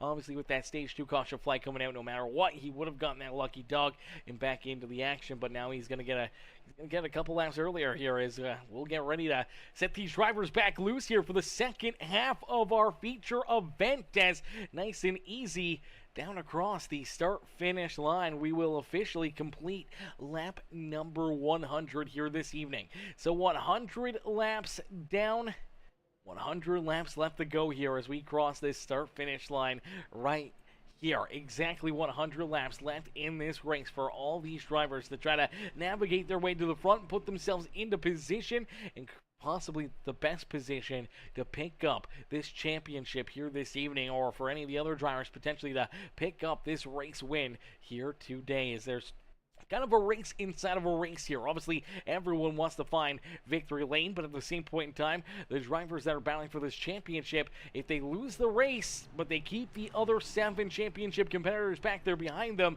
then they will still win that championship, even without being at the front of the field there at the checkered flag. So it's going to be interesting to see how it plays out. Normally, we end up seeing our playoff performers and our championship 8 navigate their way up there, but maybe someone will try to play spoiler late in this run and maybe try to put themselves up in a victory lane to see a little bit of the spotlight here in our championship event here this evening. Proudly sponsored by Landesco. Here this evening is the Landesco 500. Man, it's been fun. It's been exciting already. And now the Landesco 250 has commenced, as 250 miles completed, 250 miles left to go here this evening. Still a lot of racing, a lot of action here to try to navigate your way to the front of the pack here and put yourself back into action and potentially back into the battle here in this one. As Bubba, yeah, you definitely got to get that in. You definitely got to wash the Challenger, go for the drive there before the beers. You got to get the beers in first, never after. Do not drink and drive. But good to see Bubba in here showing the love this evening. Anne Marie, hopefully you're having yourself a wonderful day. Must love Poodles, hopefully you're having yourself a wonderful Sunday and enjoying some great racing action here this evening, as we'll get ready to go back to green flag racing here this evening, as we got just under 100 laps left to go here in this feature event. The pace car will make the hard left-hand turn back down pit side, and we will get ready to go back to green flag racing.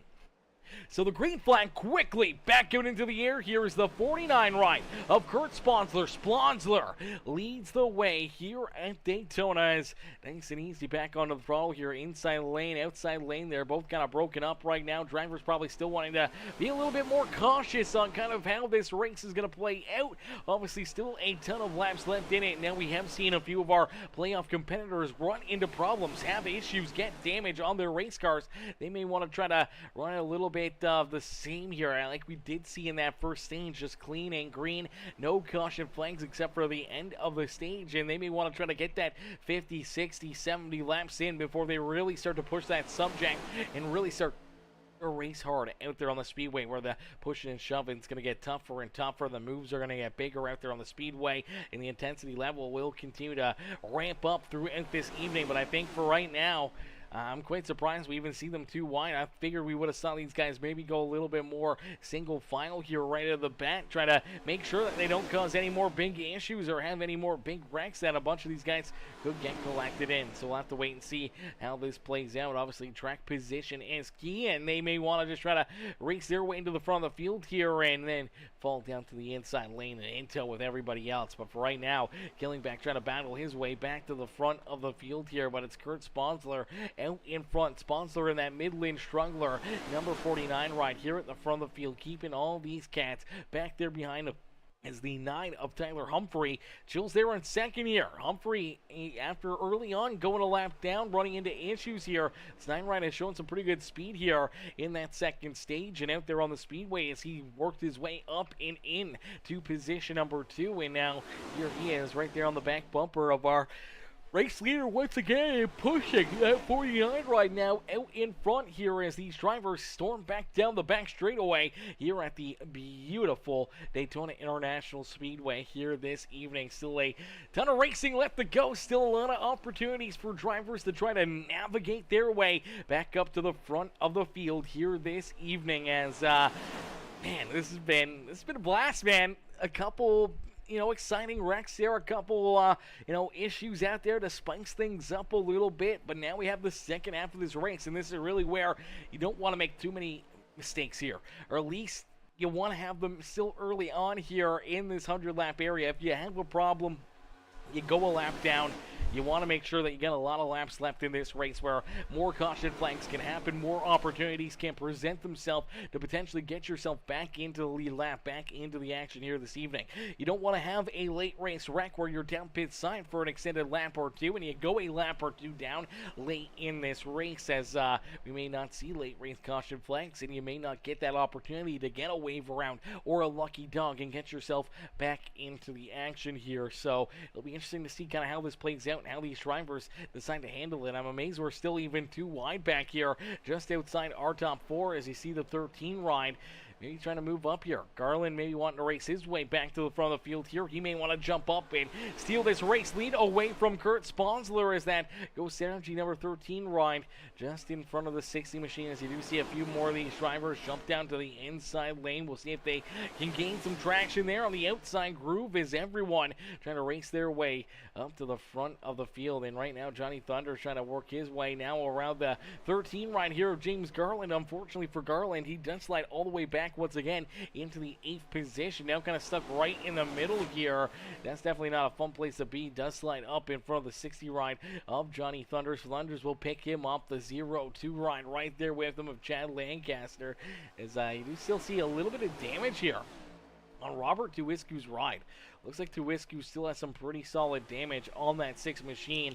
He's hoping to see maybe another couple caution flags that he's not a part of or tore up in, where he can try to get that car a little bit more repaired and back into the battle here this evening. And unfortunately for Billy Jordan here, Billy did go a few laps down there. Unfortunately for that 14 ride, he did end up going, he's about 4 or 5 laps down out on the speedway right now in this 14 machine, and that's a tough break there for him. And now we do see Adolfo Castillo down through the infield here. So Castillo goes for a ride here. The Quantum Motorsports Poultry Shack number 31. Let's take a look here as he gets a big bump from the 77. Yeah, gets a big shot right there from his teammate, bumping him down into core number 3. Unfortunately, just gets him a little too much. Sends him down into the grass there. Now, luckily enough, he's able to kind of hang on to it, trying to ride it around the rim here, trying to keep that car pointing in the right direction.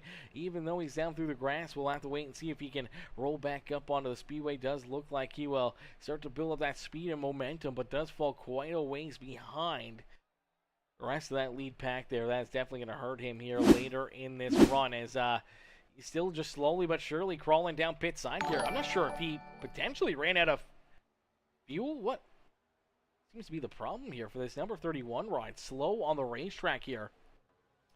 Since that contact, I'm not sure what may have happened here to this number 31, but he has now gone a lap down out there on the racetrack. There goes our race leaders, and for the 31 machine, I'm not sure if he's got like a broken toe link. Maybe that left front kind of busted up here. flat tire or something on it here. I'm not sure what may have happened to it. Let's take a look.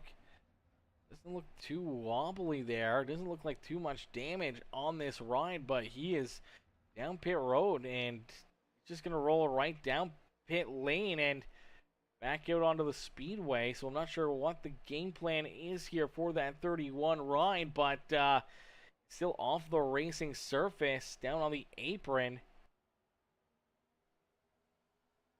Huh. And now he's into the wall. Okay. All right. I'm not sure what's going on here with the 31, ladies and gentlemen, but obviously, I'm not sure if it's connection issues or something like that. I'm not too sure what may have happened there. Doesn't look like any drivers gotten kicked or anything, but that was an odd one.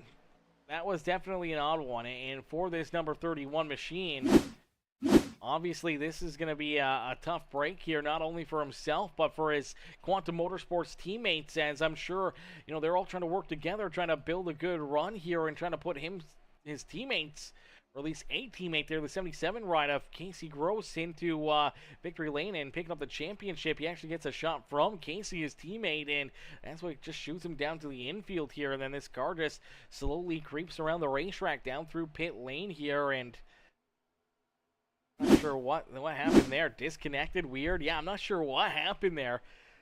Doesn't look like he's lost connection. The car's still on the racetrack. Normally when you get kicked from the server or anything else, the car will disappear entirely from the racing surface. So I don't know if it was maybe a wheel issue or a pedal issue or something that may have went wrong there for the 31 ride of Adolfo Castillo. But unfortunately now down pit side here for an extended period of time. Now you start to see it blinking a little bit. So I'm not sure what's gone wrong here for that 31 machine. But obviously things have went astray there for him. And for the Quantum Motorsports team, obviously that's going to be even more of a headache now, as potentially losing one of their teammates out there on the speedway, meaning that they got a couple less cars, or at least a less car out there to try to help them pick up a race win or try to push Casey into the championship here this evening. So that's really going to set them back a little bit extra here. They'll have to hope and see if Adolfo can rejoin here and get back out onto the racetrack and back into the battles here this evening, as he is still down pit side, has not rolled back out onto the racetrack here. And heartbreaker there for Adolfo. He was looking to try to finish off the season strong. I'm sure he definitely did not want to have this issue and be parked down pit road as of right now. So we'll have to wait and see how this kind of all shapes up and shapes out here, as I am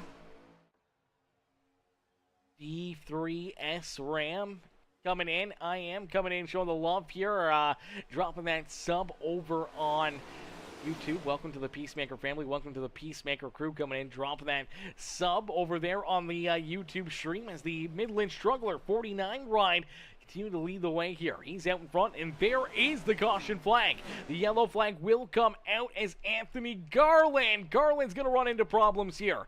Anthony turned around here on the front straightaway just before corner number 1.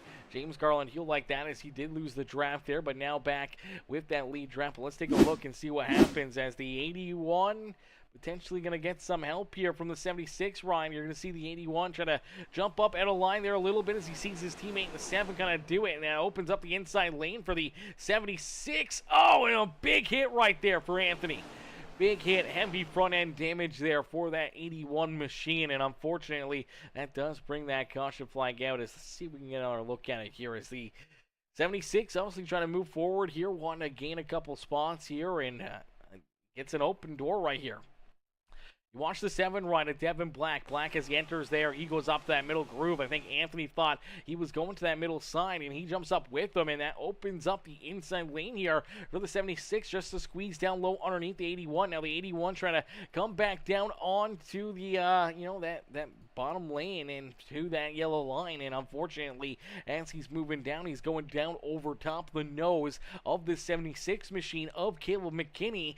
And McKinney, he's not going to roll out of the throttle. He's not wanting to back down. He's not going to give up a spot or potentially lose more positions, trying to get wound up, and unfortunately just gets into that 81, spins him around. Look at this contact here for that 81 machine, and you do see that 31 ride of Adolfo Castillo right there as well. Adolfo is rolling back out onto the racetrack, so good to see Adolfo roll back out there, as the Poultry Shack ride unfortunately now scored a handful of laps down, but luckily enough, I do believe he may be in line for the lucky dog, the free pass here. I'm not sure if he will get the free pass or if it will go to Billy Jordan, but I do believe he is in line for the free pass position here this evening, or potentially a wave around at the minimum here, as drivers are going to head down pit road here. Everyone will take advantage of that caution flag. They're all going to look to get some fuel and maybe tires or anything that they desire here this evening, as everyone storms into their pit stall. Everyone getting ready to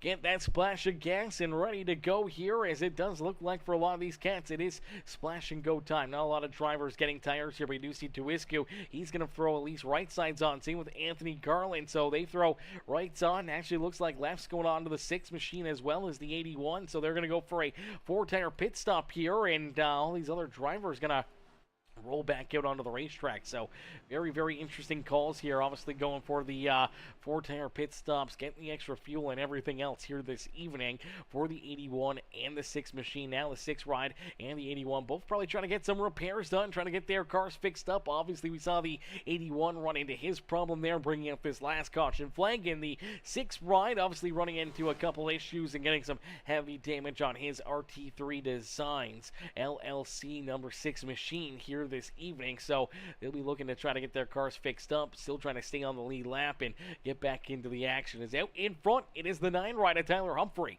Humphrey leading the way here in this one, as Tyler Humphrey out in front, showing these drivers how to get it done here in this one, as we'll get ready to go back to green flag racing in just a few more moments, as they'll click off lap number 115 the next time by the start finish line. So 115 laps down, that is 85 laps of racing action left to go here. We'll see if they turn the official iRacing pace lights off here, and we'll get a quick word in though, and a look forward to what could be a great Season 10. If you guys are interested in joining and wanting to be a part of this series, whether or not you're a fan of the stand and want to become one of the racers, or if you're a sponsor out there and you want to become a sponsor again for Season 10, it is just around the corner, a couple months away. Make sure you guys get a hold of Anthony Garland and the rest of the Outcast Racing crew here, and sign up, be a sponsor for next season. We'll get a quick word in here from our Outcast Racing League video.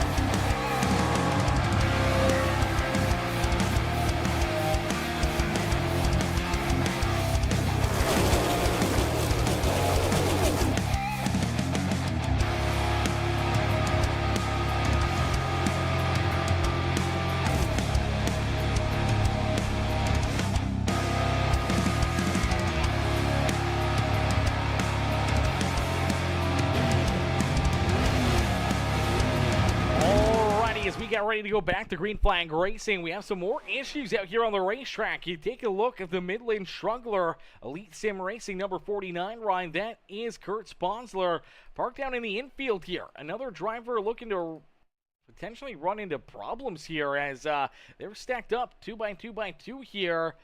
49 ride getting ready to restart in the 9th position. All of a sudden the car just turns down the hill and just keeps turning. Mike Killingback, I'm sure Killingback's going, what in the world is happening? What's going on here? He gets drove all the way down through the infield and into that inside fence there. Ends up with some pretty solid damage here himself. I'm sure he's not going to be very happy about that, but I'm not sure what the problem was there for the 49 ride, as Kurt Sponsler parked down into that infield wall for quite a while. He has now taken his car back down pit side here and off of the racetrack, as we do get ready to go back to green flag racing here. Nonetheless, the 49, I do believe, is potentially right now, yeah, he is off the racetrack. He has disappeared here, so maybe another driver potentially running into some connection issues here on the day, as there you go. Kurt Sponsler has manually disconnected here, so he actually left himself, so I'm not sure if it was a wheel issue or what may have happened there to Kurt, but all of a sudden, he is now down and off of the racing surface and potentially out of this race. As here we go, back to green flag racing. The green flag back out into the air here today, as the 9 ride, the Landesco number 9 machine of Tyler Humphrey leads the way here in this one. The 9 machine out in front, showing these drivers how to get it done, as he he's looking to try to put our race sponsor up into victory lane here this evening as the Landesco 500 in full swing here. We're working on the second half of this feature event, and the Landesco number 9 ride out in front looking fine here this evening, trying to put himself up into potentially victory lane here today. Al Reed there in second, Cameron Combs in third with Caleb McKinney back in position number 4. Mike Killingback, Chris Muse in the 99, the 7 of Devin Black right there. As then you see couple other drivers, Chad Lancaster, Johnny Thunders, Josh Bromfield up inside the top 10, James Garland, Anthony Garland, Robert Tuiscu there in 13th, and we see Casey Gross back in 14th. Adolfo Castillo had his issues there prior to that caution flag. The 31, Ryan, the Quantum Motorsports machine, rolls there in the 15th position. Kurt Sponsler down and out of this race as of right now. Billy Jordan, he scored a few laps down here himself, back in position number 17 on the racetrack. So for Adolfo, Billy Jordan, a bunch of these other drivers obviously having these issues here today, as we do see Kurt Sponsler, he has loaded back into the sim here. So I feel like potentially some of these drivers are running into PC issues. This is probably one of the longer races that they've ran already here this season. Obviously, it's already been a fairly long broadcast, but I feel like it's been probably the longest that they've been out there on the racetrack or running here this evening. So for a lot of these drivers, potentially, stretching the limits of their PC capabilities here today. We've seen that in the past where drivers in these very long races have those PC problems. Is their PC's not up to date or anything else, or weird? Is it a glitch? It could be a glitch as well. I have seen it in other series as well. Normally it's iRacing that crashes on them. And I did see it even last night in our championship race for the Premium Stock Car Racing League. There was a few drivers that ran into that bit of a glitch, disconnect sort of thing, where normally, though, it says that they normally says that they get kicked due to like packet loss or something like that. And for these ones, it says that they manually disconnected. So I'm not sure if it's just a glitch where maybe their screen freezes or something and they're still rolling out there and it just kind of freezes the screen where they got to Control-Alt-Delete, close iRacing, and then load back into iRacing. I'm not sure if that's maybe the glitch that they're running into, but obviously whatever it is, it has been affecting drivers in a lot of different series. And for right now, the 49 Ryan definitely having to deal with it here. Definitely not the way he wanted things to go, and I better not say too much right there. My gosh, my shit just started to get a little bit skipping frames right there. That was crazy. I don't want to say too much. iRacing, we still love you. We still love you. There's no glitches in your game. Don't put that on me. Don't put that on me, iRacing. Don't give me issues. Come on now. As Adolfo Castillo, another one of those drivers that ran into the problem. Potentially Billy Jordan as well in the 14 right now. We did see him get tied up in that first big wreck right around lap number 90, but for the 14 ride, he was able to get that car repaired, but then still end up going a couple laps down. So I do believe he ended up running into those connection issues as well. So at least 3 of our drivers here this evening have had those problems. Now, luckily enough, all 3 of the drivers that have had those issues are not a part of our Championship 8 here this evening. So at least it's not affecting the outcome of our championship competitors as of yet. Fingers crossed, knock on wood here this evening, knock on wood that it doesn't happen to any of our championship competitors here this evening and potentially takes them out of the running here today. So we'll have to keep a close eye on it and see how things play out, as Tyler Humphrey still at the front of the field here in that Landesco at number 9 ride with Al Reed there in second. Cameron Combs in position number 3. Then we see Caleb McKinney back there in 4th. Casey Gross into position number 5, as right now 4 of our top 5, excluding that number 9 ride of Tyler Humphrey, all a part of our championship 8 here this year. So right now, you remove Tyler Humphrey from the front of the pack here. Al Reed, Cameron Combs, Chad Lancaster, and Caleb McKinney duking it out here. Top 4 out there right now for our championship hunt. But you do see that outside lane starting to storm up and around the outside here is the 2 ride of Chad Lancaster. He'll jump down in right in behind that 15 ride of Cameron Combs now. And here comes Johnny Thunders, James Garland, the 81 of Anthony Garland. They're all working their way here to the front of the field. I'm not sure if they just decided they weren't going to try to see fuel or what the issue may be, but everyone else running a little bit slower off the pace here. And now all of a sudden they're starting to really make some moves out there on the racetrack and navigating their way back up towards the front of the pack. Johnny Thunder's kind of left up there high and dry by his lonesome as you see the 49 rider Kurt Sponsler. Looks like Sponsler is going to lose another lap there as the lead pack is going to roll around them. Then we did see Billy Jordan. Oh no, more problems here for Billy Jordan. Let's take a look here at the 14 ride. He's just at the back of the pack right here. It's down into core number 3. Oh, looks like him in the 6 ride as things kind of got log jammed right there. Let's take a look back at it. This is a tough break for one of our championship competitors as Tuwisku also going to get tied up in this, and he could potentially lose quite a bit of time here. They stack up in front of him, and all of a sudden he just doesn't see it. Doesn't see everyone starting to slow down. Obviously heavy contact into the back end of that 6 machine of Robert Tuwisku.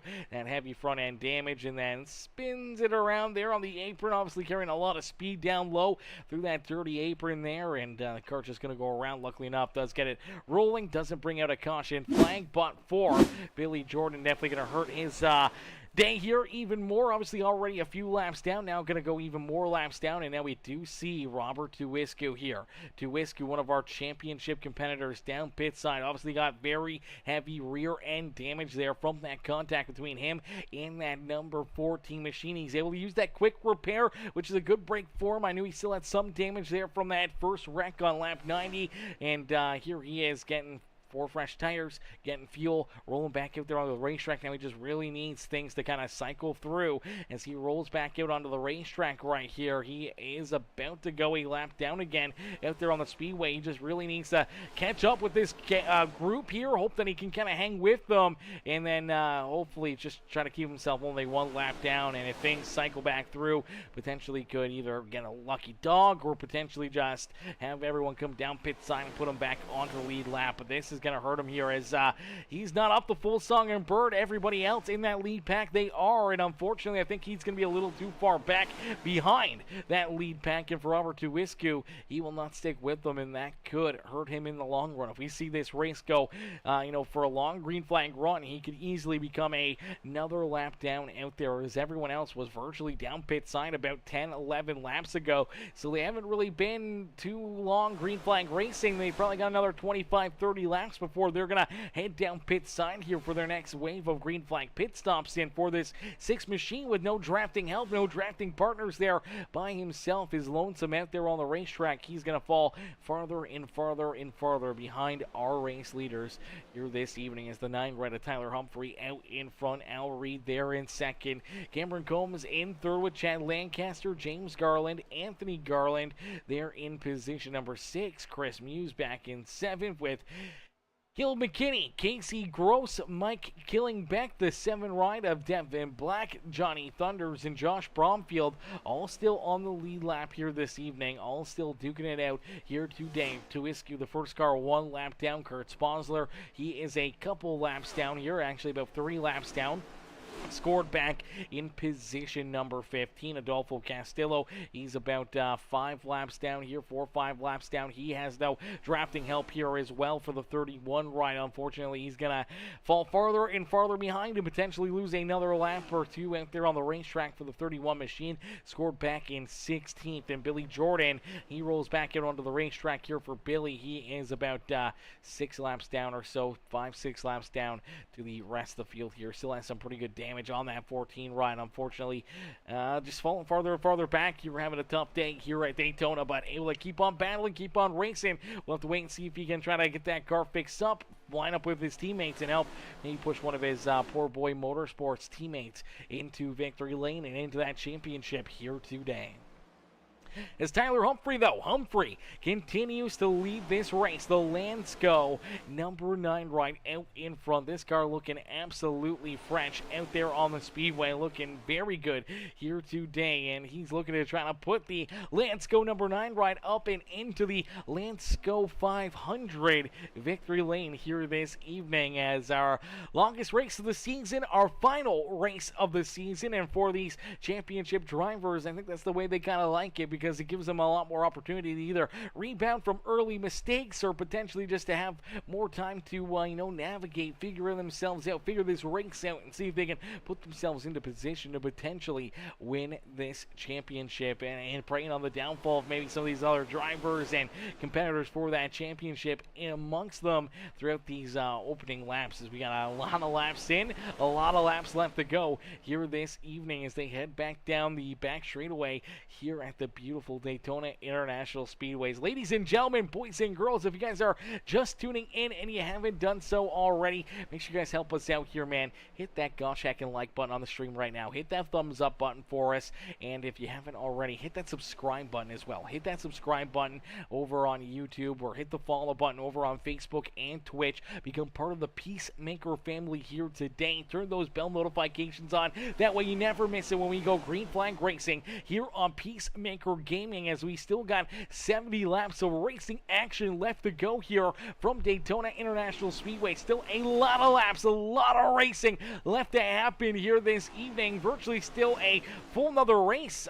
What did we run last week at Talladega? Did we not run like 70 laps or 80 laps, something like that, to give us a little bit of a look in at what we were going to be running and doing here this evening? So double the length of that race, and here we are at the beautiful Daytona International Speedway. So going from one absolutely amazing facility, one amazing super speedway, right to another one, and for these drivers, it really just sets them up and gave them a good insight and good look at what they needed to do there. As it was, I guess, 90 laps there at Talladega. So we ran 90 laps at Talladega, so we're a little bit over that halfway marker of a double feature there of Talladega Super Speedway. But tonight we'll be doing double that race plus an extra 20 laps to really put that into comparison, and we still got 70 laps in this race, man. That's still virtually the same amount that we had for our Talladega race here last Sunday. So still a lot of time, still a lot of opportunities to navigate your way up towards the front of the field. And man, it's been a heck of a show already, man. These guys have been putting on a heck of a battle for us, and it'll be fun to see how this all plays out. Obviously, pit strategy is going to play a factor in it. Potentially fuel strategy could come into play here as well. If we stay clean and green, there's no more stage breaks, there's no more of that mess. So if we don't see another caution flag for incidents, this could go green and clean all the way to the checkered flag since that last yellow. So that could be a very, very long run. That could be at least 2, maybe even 3 potential green flag pit stops for these drivers. I feel like it's going to be at least 2. I feel like it'll probably be at least 2, as they're probably going to be coming down pit sign here in the next 10 laps or so, somewhere around there. 10, 15, maybe 20 laps to get them towards somewhere around that lap number 150. They're still going to have to make another pit stop in between lap 150 and lap 200. So it's going to be at least 2 more green flag pit stops for these drivers here this evening. And if there's any late race caution flags, we may see them even come back down pit side. Maybe not have enough fuel for green, white checkers or NASCAR overtime here this evening. So they may have to be forced down pit road to make a additional pit stop out there on the racetrack, as that's kind of what Daytona brings in everything else. So it's going to be kind of really fun to see how this one plays out. There's going to be a lot of action. There's going to be a lot of back and forth and a lot of great battles lap after lap after lap out there on the speedway. And for the green flag pit stops, man, it's going to be a lot of fun to see, who kind of takes the strategy into their hands to help themselves out, to put themselves potentially into the winning strategy here today, especially if they get to do it twice here and trying to run that strategy for 2 different pit cycles now in this final stage. So it'll be interesting to see how it all kind of unfolds and who will end up in victory lane, who will end up being our season 9 champion here in this one. As Matthew Humphrey coming in showing the love here. Matthew says, keep it going, Humphrey, cheering on that 9 ride as the Landesco number 9 machine of Tyler Humphrey out in front, leading the way here in the Outcast Outcast Racing League as they storm down the Daytona International Speedway, back straightaway into the high banks here in corner number 3 and 4, and back out at corner number 4 here in the beautiful Daytona Beach racetrack. They will head down into the tri-oval here. No one coming down pit side that time, and down across the line they will click off lap number 135, meaning we got 65 laps of racing action left to go here this evening from Daytona International Speedway, and we're going to jump into what could be our final Peacemaker Gaming Crank It Up session here on the year. So ladies and gentlemen, boys and girls, for potentially the final time here on the season, crank up that volume, cheer on your favorite drivers, and let's crank it up here on Peacemaker Gaming with the Outcast Racing League in our championship race, the Landesco 500, here this evening.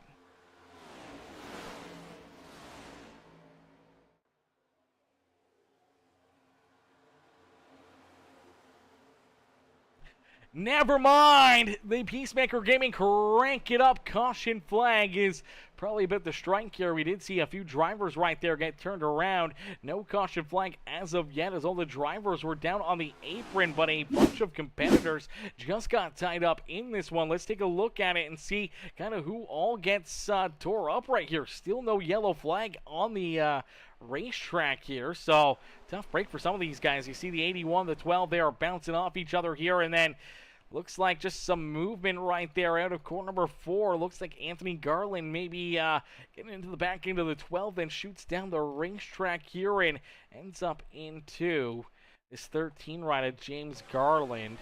Take a look at it here. As there you go, the 81 just shoots down to the middle here, ends up making contact into that right rear of the 13 rod, who comes up into the 12 machine. That's one of our playoff competitors there. That is Josh Bromfield, who gets turned sideways. You see the 99 ride of Chris Muse. Muse trying to avoid it here. You see the 7 ride of Devin Black just getting through there. The 49 of Kurt Sponsler, he gets tied up in it as Devin Black, another one of our playoff competitors, has to go down through the grass here, through the infield. The 12 ride still sideways rolling there on the racetrack. Chris Muse trying to avoid it and stay out of that damage and carnage, goes right down pit side. So a couple of our playoff competitors here going for a bit of a spill down and through corner number 4 right there, man. That was a bit of a crazy one for these drivers, and obviously a lot of these drivers just trying to keep themselves out of trouble and staying out of it here, and all of a sudden they just really got nowhere to go here, man. This is a tough break for a bunch of them as he's looking to make the moves. Man, that was so close for the 7 ride right there, man. Oh, man, Devin Black almost had his night go from fairly good to really bad in a quick hurry here, as he's just able to get through there as his 4-Boy Motorsport teammate, the 7 rider Anthony Garland, almost clipped him, almost took him out of this contention for the championship right there. Still very much hurt him as he's still sliding sideways trying to collect that car, obviously losing the draft, falls all the way back into about the 9th position here, but that's really going to break up this field now. No caution flag as everyone stayed down onto the apron here. Tyler Humphrey out in front. He's kind of just leading this main pack quite easily out there on the speedway as Humphrey, Al Reed, Cameron Combs, 1, 2, and 3 here on the speedway. Chad Lancaster there in 4th. Caleb McKinney in position number 5. Then we see Casey Gross and Mike Killingback rounding out our top 7 as our top 7 all right now together in this lead pack, in this main group out there on the speedway. And you look a little farther back there, you see Johnny Thunders and the 14 rider Billy Jordan. Billy is multiple laps down, back in the 17th position. Johnny Thunders, he rolls there in position number 8. Devin Black a little farther back here. He is by himself back there in that 9th position. James Garland and the 12 rider Josh Bromfield, they're together here. They're rolling back in the 10th and 11th position here on the racetrack right now. And then we see Chris Muse a little farther back. He's by his lonesome here in 12th. Anthony Garland by himself. They're in position number 13. And there's our race leaders not too far behind him. You did see Robert Tuiscu there as well. Tuiscu, unfortunately, he is is a lap down out on the speedway and could potentially be going 2 laps down here before long, as the race leaders about half a straightaway back behind him here, as here they come down the back straightaway. But first, they're going to be looking to put Anthony Garland potentially a lap down, but a heartbreaker there for some of our championship competitors. Obviously, Devin Black running into those problems, having his issues. Josh Bromfield getting tied up in it, going around there as well. Both these drivers no longer in the draft, kind of set back here, and if we stay clean and green and don't get another caution flag here on the evening, their championship hopes could have been over right there with that issue. Same with Chris Muse in that 99 ride. So virtually that spill, that mistake out there on the racetrack could have just cost at least 3 of our championship drivers an opportunity here at winning this race or winning this championship. Is Devin Black, he's by himself. He's about 20 seconds behind our race leaders. Could very easily go a lap down here himself. Same with the number 12 rider, Josh Bromfield. Bromfield about 34 seconds behind our race leaders. Could definitely go a lap down here very quickly, as well as Chris Muse as well in this 99, as Muse by his lonesome here about 30, almost 40 seconds behind the race leaders here, and that means they're only about 6-7 seconds away from potentially putting him a lap down. They've already put Anthony Garland a lap down, and now that's a tough break there for Robert Tuiscu. For Tuiscu, he's also about to potentially go another lap down here as well, and going 2 laps down here on the evening. Definitely not what the 6th ride wanted after having to make an unscheduled pit stop about 10 laps after we went back to green flag racing there on lap 114, and now all these other drivers stayed out on the speedway. Unfortunately for him, he is now another lap, potentially about to go another lap down out on the racetrack. But for Tyler Humphrey out in front, continuing to lead this race as our Crank It Up, always working hard, man. And yeah, Bubba, those bots, they continuously always pop in. I tend to, looks like the account's already suspended or deactivated, but just for good measures, I'll ban them as, yeah, those bots over there on Twitch, man, they continuously pop in. It's absolutely thrilling and amazing that Twitch has that kind of issues with bots over there, and really makes you think of how many people are just, buying viewers over there on Twitch scenes and everything else, and all these big streamers, how many of their, commenters or viewers are actually real when you start to look at how often these bots are in even just my streams, man. I'm a small streamer, I got nothing, and yet they're still here, man, and it's crazy. And even most of the time now when they follow the stream as well, I just ban them, man. As soon as I see them make a stupid comment that you just know is a bot comment, or you look at their profile or something like that, and they're created like a couple days ago, or like literally another day. I think this person followed me 5 days ago. Their account was created literally like 30 minutes or an hour before they followed me or something like that, and they came in, dropped the follow. Obviously it's a bot, and they got banned instantly off the stream. So I do that shit all the time. Same spam in another channel I'm modding in right now, same website. Yeah, see, exactly, see, same shit. It's just a bunch of bots, and that's hilarious. That's always so fun to see that happen. And that's hilarious, man. That it doesn't just happen to me; it does happen to everybody. But some of those people, I mean, it makes you want to wonder how many of them are just buying views out there and doing it the wrong way, not the right way, and just earning them by natural aspects of content creation. As here we go, nice and easy, the 9 ride out in front here. We were going to jump into our Peacemaker Gaming Crank It Up. We may wait a few more laps here before we end up jumping into the Crank It Up, as I do believe that we're going to get potentially some green flag pit stops here not too long from now, as Al Reed is making the move here around the number 9 ride, as the 9 machine getting tied up here in some of the lap traffic, as the 99 Chris Muse right there on his front bumper. Muse, one of our championship competitors, hoping to just try to stay on the lead lap. If he can stay here hooked up to the nose of that 9 right at Tyler Humphrey, maybe he'll stay in that lead lap area, and then hopefully just try to stay on the lead lap through green flag pit stops or catch a caution flag and still be in contention here this evening, not have to rely on a lucky dog or anything.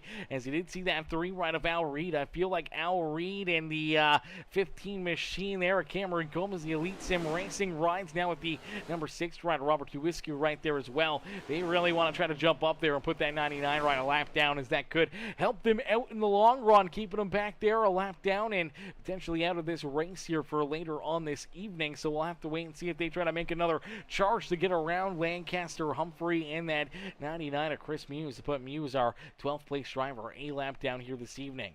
As we do see this 3-car pack here, obviously the 49 ride already multiple laps down for Kurt Sponsler after his connection issues, but for Josh Bromfield, one of our championship competitors, trying to stay on the lead lap here this evening, trying to keep himself in the action here today. Same with James Garland, as James and Josh potentially about to go a lap down themselves here. Now they want to just keep this 3-car pack. Hope to see more issues and another caution flag where they can catch up to the rest of the field here. I know Devin Black, he's hoping for that, as well as the 7 ride rolls back here in 9th. He's all by his lonesome. You'll actually end up getting the 12 and 49, this 13 here, probably to their back bumper here. He may get to them, or they may get to him, as the race leaders potentially get to that other 3-car pack here, as they are storming in down. They're hunting them down here, but they've kind of broken up here a little bit again as well, as we did see obviously the 99 ride and the number 6 Machina Tuwiscu. They are both a potential lap down or 2 laps down out there on the racetrack here. So Tyler Humphrey, Chad Lancaster, Al Reed, and Cameron Combs are top 4 here in this main pack, and then there's a big gap here, about 2.5 seconds, all the way back to our 5th place driver here, the 76 ride of Caleb McKinney. McKinney back here in position number 5 now, just over 2.5 seconds, almost 3 seconds behind our race leader, but nowhere in touch of the draft there off that lead pack. And then Casey Gross, he's right there in that as well. That's 2 of our championship competitors here this year in the 76 and the 77, scored back in 5th and 6th and falling farther and farther behind that lead pack. Mike Killing back there,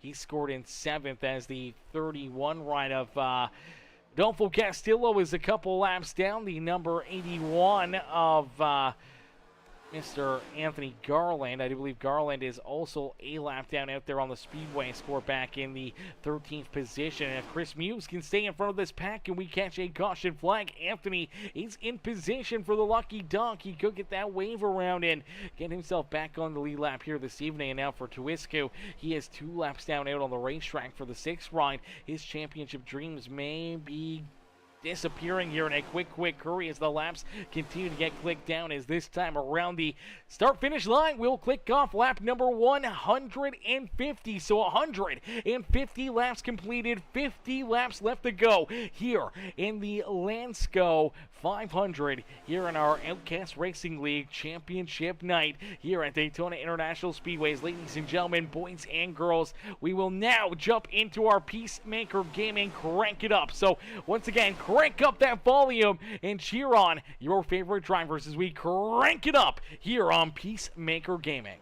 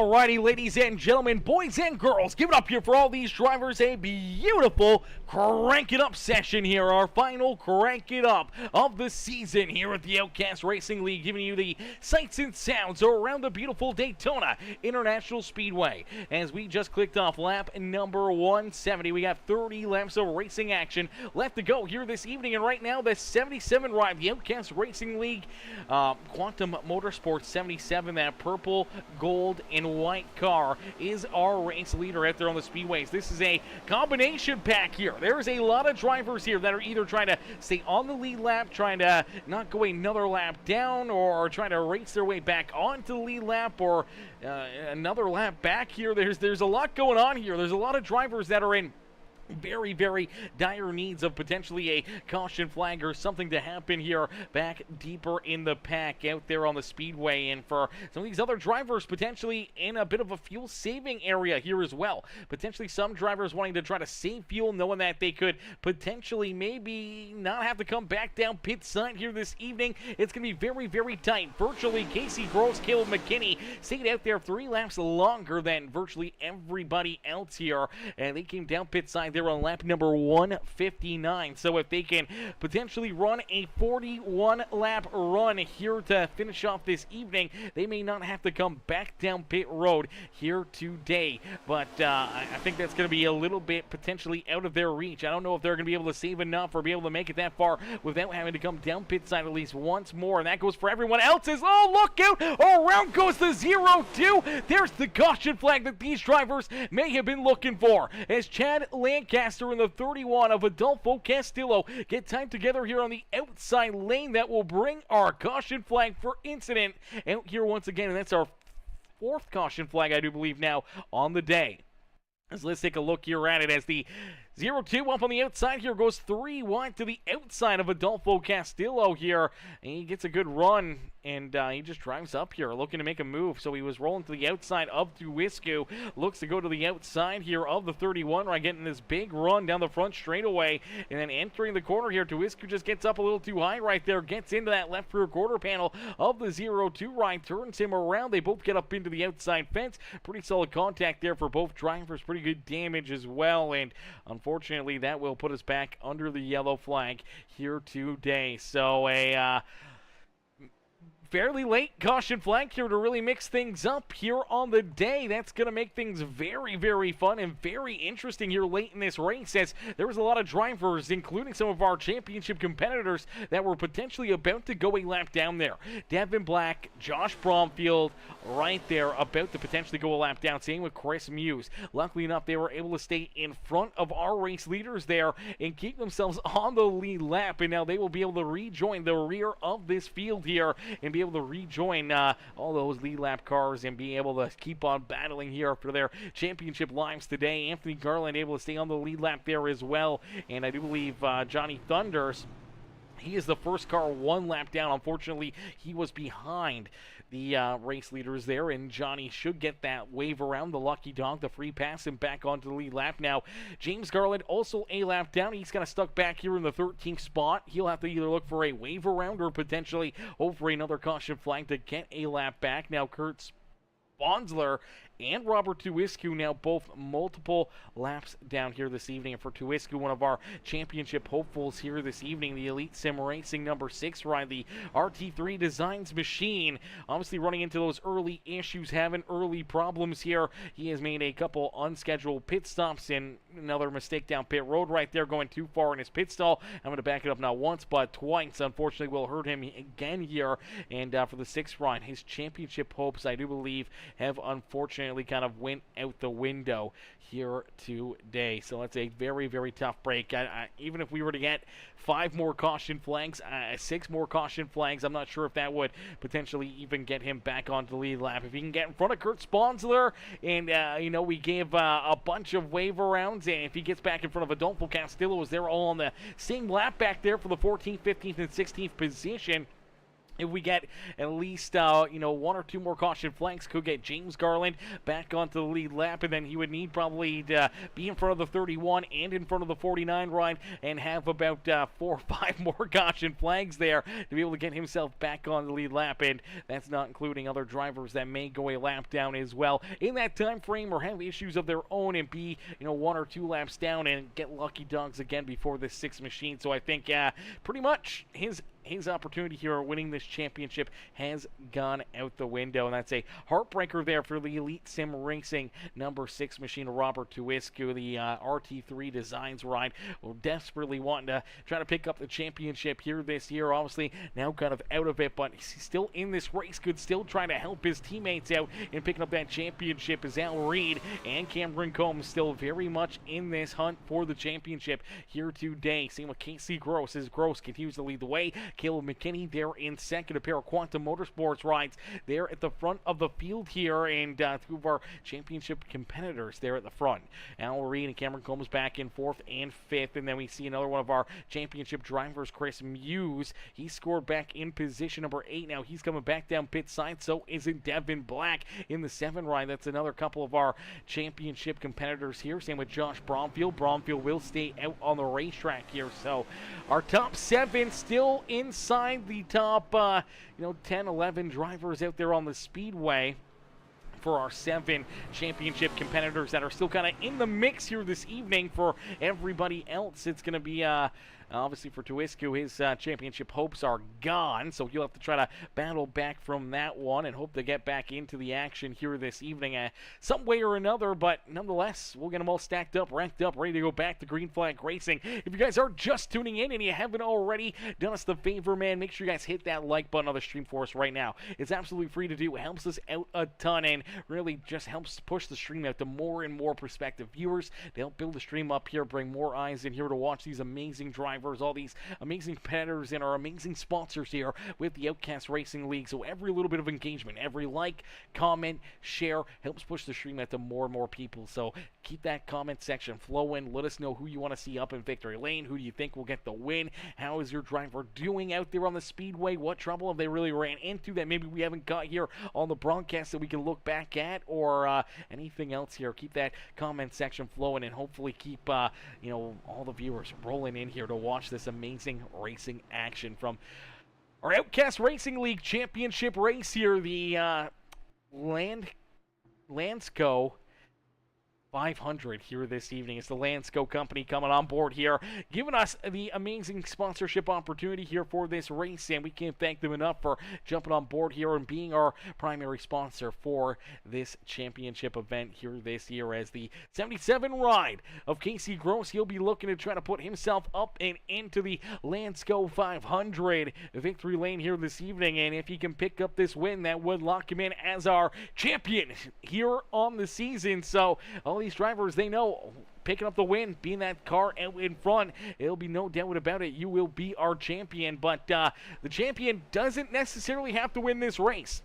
Any of these drivers back here behind these guys could potentially still put themselves into victory lane, even though they're not a part of the Championship 8 battle. If they find their way into victory lane, they'll just steal a little bit of the sunshine, a little bit of the spotlight away from our champion. But nonetheless, the championship will still go to one of those 7 drivers. It's all about who finishes in front of who. Technically 8 drivers, but we'll say 7 now, as Tuiscu virtually mathematically kind of out of this race here, being 5 laps down, scored back in the 14th position on the racetrack, as he'll be helping his teammates out, trying to push them up towards the front of the field. As you do see that 9 ride, the Landesco number 9 machine working his way back towards the front here. That's Tyler Humphrey. Humphrey would definitely love to try to pick up this checkered flag, as he gets a big shove right there from the 0-2, almost gets turned around, luckily enough able to hang on to it. And man, Chad Lancaster, he was trying to make some moves there before that caution flag. Now even after that caution flag, here he is racing his way right back to the front of the field and looking to jump out in front here. The 6 rider Twisku is going to go with them to show that, man, he's got a good car. He had a fast ride, and he's going to be looking to try to see if he can make some moves. And now there's contact. Look out, around goes Lancaster, around goes Casey Gross, and the caution flag will come back out.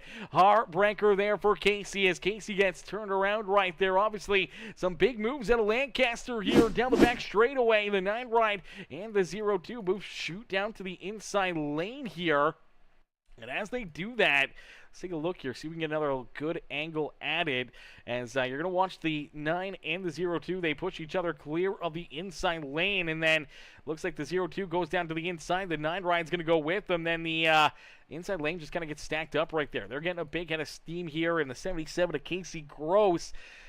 He gets to the back bumper here of that 0-2. Now he's trying to avoid running over him here. He's got nowhere else to go but down onto the apron, and then he's still getting shoved and back up into the 0-2. Just a tough break right there for both of those drivers as things were just getting tight down there, down low, and all of a sudden the 0-2 and the 77 both go around here, and you watch James Garland here. James just absolutely comes in and T-Bones absolutely cleans out that 77 ride of Casey Gross. And now for Casey, he's just got to hope he's still got that that extra what you want to call it, quick repair down pit side here. If he does not have that quick repair, his night could be over, but it does look like he had that quick repair still in his back pocket. Obviously doesn't ever want to use it, but if you run into a situation like that, especially here at our championship race with just a little over 20 laps left to go in this feature event, obviously you're going to use that quick repair. You can't expect to be down pit side and getting repairs for the next,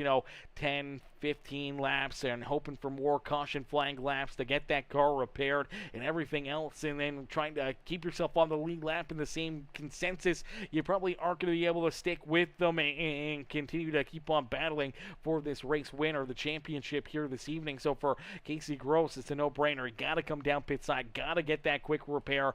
Now he heads back down pit road here. He's going to get some tires onto this car, going to get some fuel into it and hope to get back out there and continue to keep on battling. You do see the 0-2 Lancaster. He's got that same thought process. James Garland, he's back down pit road. Now for James, he was in, I do believe, the free pass position.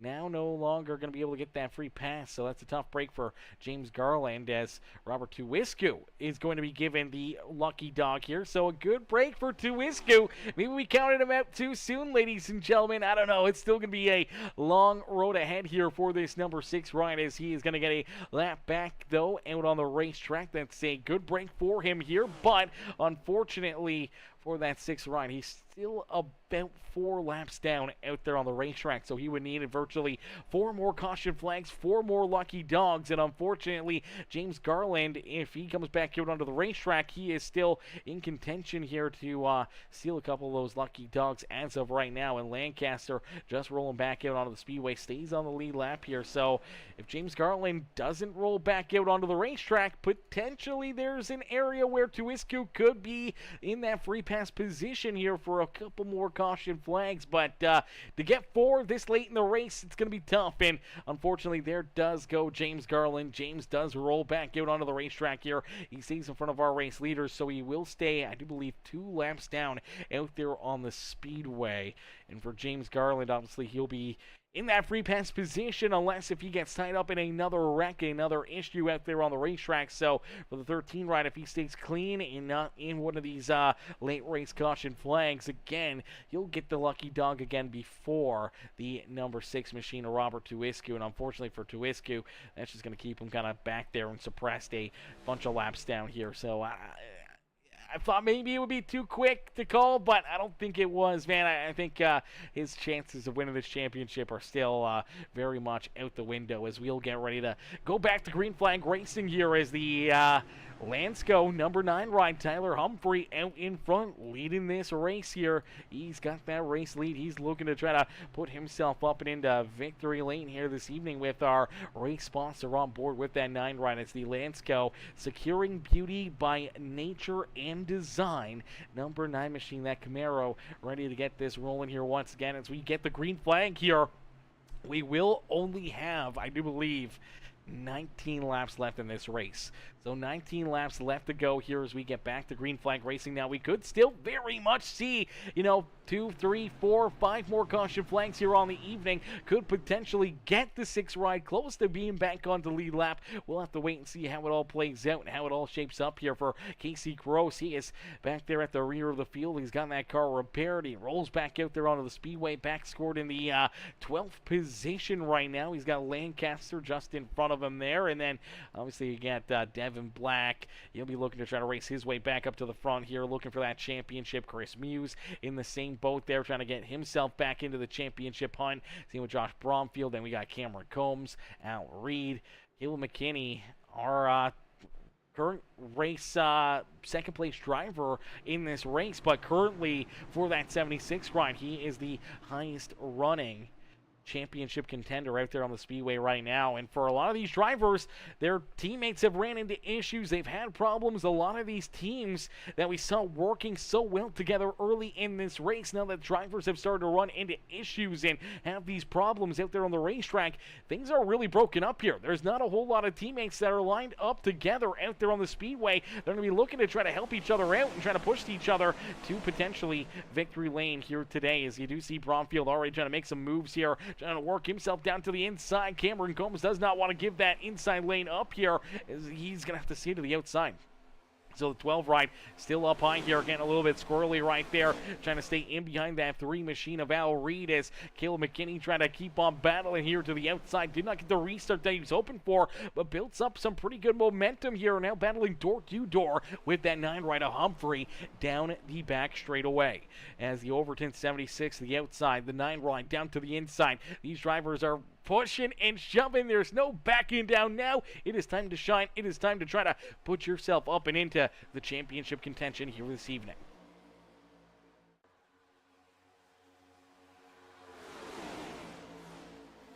Alrighty, as they continue to battle, they continue to race around the speedway here. You do see that number 76 ride of Caleb McKinney. McKinney does slide all the way back now into position number 6 here. Him and Al Reed falling backwards. Not the place you want to be for our championship competitors late in this race, as there goes that 81 ride of Anthony Garland. Here comes Devin Black down to your inside as well. Black will get around them and steal a couple more spots here, and for the championship hunt, we'll put a couple of his championship competitors back there behind him.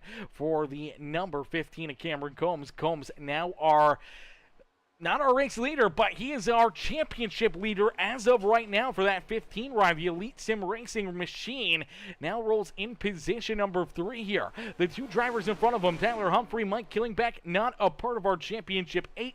The car behind him there, Johnny Thunders, also not a part of the championship 8 hunt here this evening as well. But the couple cars behind Johnny Thunders are definitely a part of this championship battle still. That is the 99 ride of Chris Muse in the Fastenal 99 machine. He rolls there in 5th. He's currently our 2nd place in this championship race. And then you see Josh Bromfield right behind him. He is in position number 3 out of our championship competitors. And here comes McKinney trying to battle back on the outside lane here. McKinney, he scored back in about the 4th position here for our championship drivers, battling door to door with another championship competitor, Devin Black.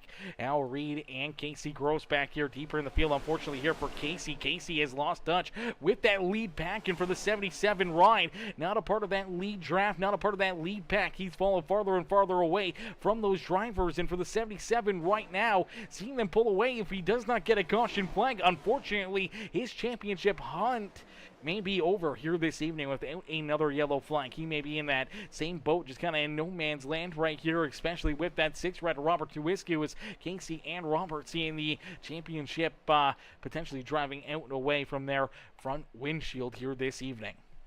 It's Tyler Humphrey, though. Humphrey has looked very good all evening long. He's led quite a few laps here at Daytona, and he's looking to stay right there out in front of the field and trying to keep all these drivers back there at bay, as Humphrey rolls there in the top spot here on the speedway. Killingback there in position number 2. Cameron Combs in 3rd with Johnny Thunders back in 4th, and then we see Chris Muse. Muse back there in position number 5, as you did see Devin Black. Black jumped up to the outside lane here in front of Caleb McKinney. McKinney, so he's trying to get that outside lane rolling. He knows that it may be time to try to navigate your way towards the front, but the outside lane just is not getting the drive that they're looking for here. They have not really built up enough speed to kind of navigate their way up towards the front, but they're trying everything they can. They're trying to get more drivers into that outside lane and hoping that they can navigate their way up here towards the front into contention for this championship once again, as you do see that 99 rider Chris Muse still rolling in that 5th position. I'm amazed we haven't really seen Muse or the 12 rider Josh Bromfield try to jump up and out of line here, try to go with that outside lane, see if they can navigate their way up and around, you know, that 15 machine of Cameron Combs. Maybe trying to wait a little longer here, maybe trying to bide their time before they try to make that move, and hoping that maybe the driver's back behind them, trying to roll the outside lane, trying to use up their equipment here. Maybe will slow them down a little bit late in this race, but tires not going to really make a huge difference. It's really going to come down to just who's in the right place at the right time, gets the right pushes to put themselves potentially into this championship. We've seen it a couple times already here in the last couple seasons where the last lap has a lot of carnage, a lot of chaos in it, and we've seen these guys absolutely wrecking down across the start-finish line for that championship. I'm pretty sure we saw the 8 ride of Lance Brantlinger pick up the championship, I want to say last year, in the 8 machine. I'm pretty sure he was backwards down across the line through the infield to pick up that championship. I could be wrong with that. Maybe he wasn't backwards. Maybe he was just down through the infield, but I know it was a pass through the grass or got shoved down low and they were wrecking to his outside and somehow ended up winning that championship just over top of Anthony Garland last season. And for Garland, lost another close championship there 2 years in a row that he lost that championship by, you know, a fender or two. And unfortunately this year for the 81 ride, he is not in contention for that championship, but he's hoping to try to push one of his Poor Boy Motorsports teammates up and into the championship here this season. And right now he does have one of them right in front of him, and I do believe they've been working with Chris Muse for quite a bit of this season, so I'm wondering if they're going to try to either help Bromfield or put Muse or Devin Black up and into victory lane here this year, as you do have 4 of those Poor Boy rides kind of lined up right there, back in position number 5, 6, 7, and position number technically 10 out there on the racetrack. Here is the 7 ride a little farther back, but you see that outside lane again just kind of dissipating here once again, falling farther and farther behind. And now you do see the 49 of Kurt Sponsor, the 3 ride of Al Reed. They jump back into the inside lane. Al Reed still trying to decipher where he needs to go or where he needs to be to try to navigate his way to the front. The 7 ride, he's trying to make some moves here as he jumps up to the outside lane. And for some of our championship competitors here, being stuck back just outside the top 5 right now, definitely not a place you want to be out there on the speedway, and obviously trying to make some moves here before it's too late out there on the speedway with only about 10.5 laps left in this race, man. It's getting down to the nitty-gritty. It's the time to shine, or it's time to, you know, concede this championship potentially to that 15 ride of Cameron Combs, but no driver is going to do that until the fat lady has sung, until that checker flag is flying and the smoke is settled here at Daytona. They are not going to want to give up this race. They're going to be giving it everything they can, and now inside 10 laps left to go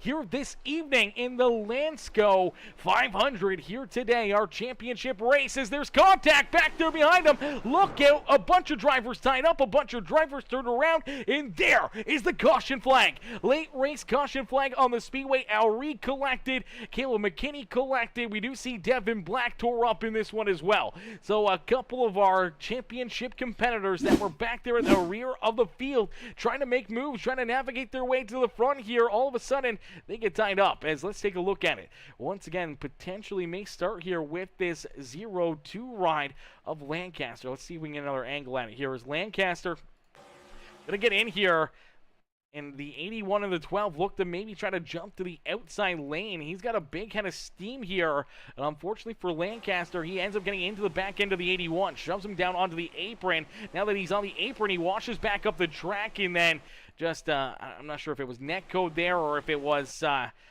looks like maybe netcode, as there was some sparks and maybe some contact there with netcode between him and the 49, or potentially just Sponsor trying to avoid running into that 0-2 machine. Launches up the racetrack, and as he does, it just shoves him up into the 7 ride here of Devin Black. Black nowhere to go here. He's spinning sideways on the racetrack. The 49, the 0-2, they get tied together. Here comes that 3 machine of Al Reed. He drives into the back end of the 7 ride, then back into the side of him as Kurt Sponsler watches back up the track and into the driver's side door of the 76 of Caleb McKinney. Heavy damage there for Caleb McKinney. And now to take note, early in this race, Caleb McKinney did run into a problem. We saw him go around trying to rejoin the field after a green flag pit stop.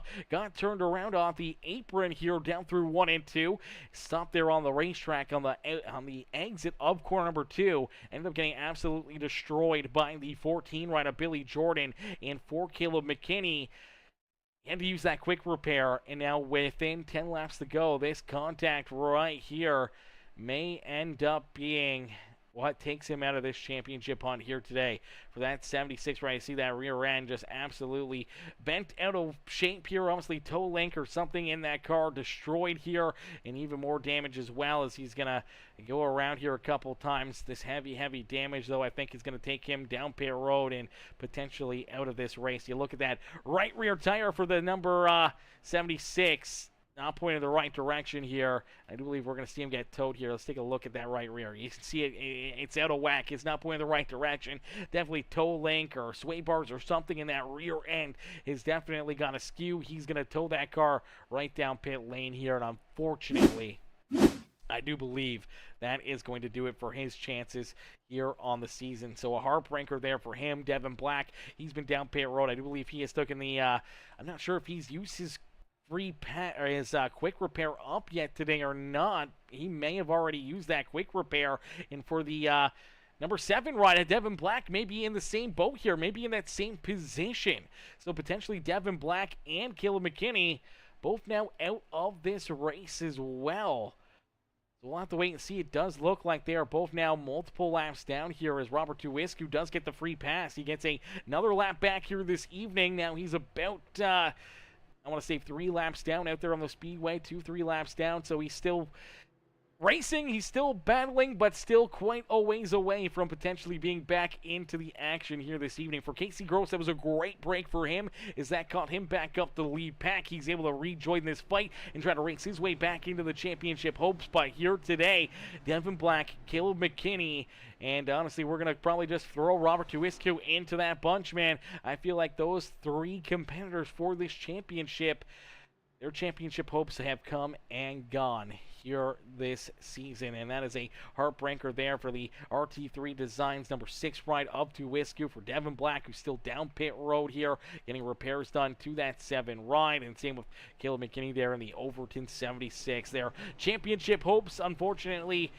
have come and gone, as both these drivers going to go another lap down as our race leaders roll around them. The lights are back off the official iRacing pace car, and we'll go back to green flag racing, completing lap number 194. So we should go back to green flag here with 6 laps left here in this Landesco 500 here, as Humphrey looking to try to put that Landesco number 9 ride up and into victory lane here, but killing back right there. He's looking to try to pick up a win to finish off the season. Same with Johnny Thunders, as 3 non-playoff drivers there inside the top 4.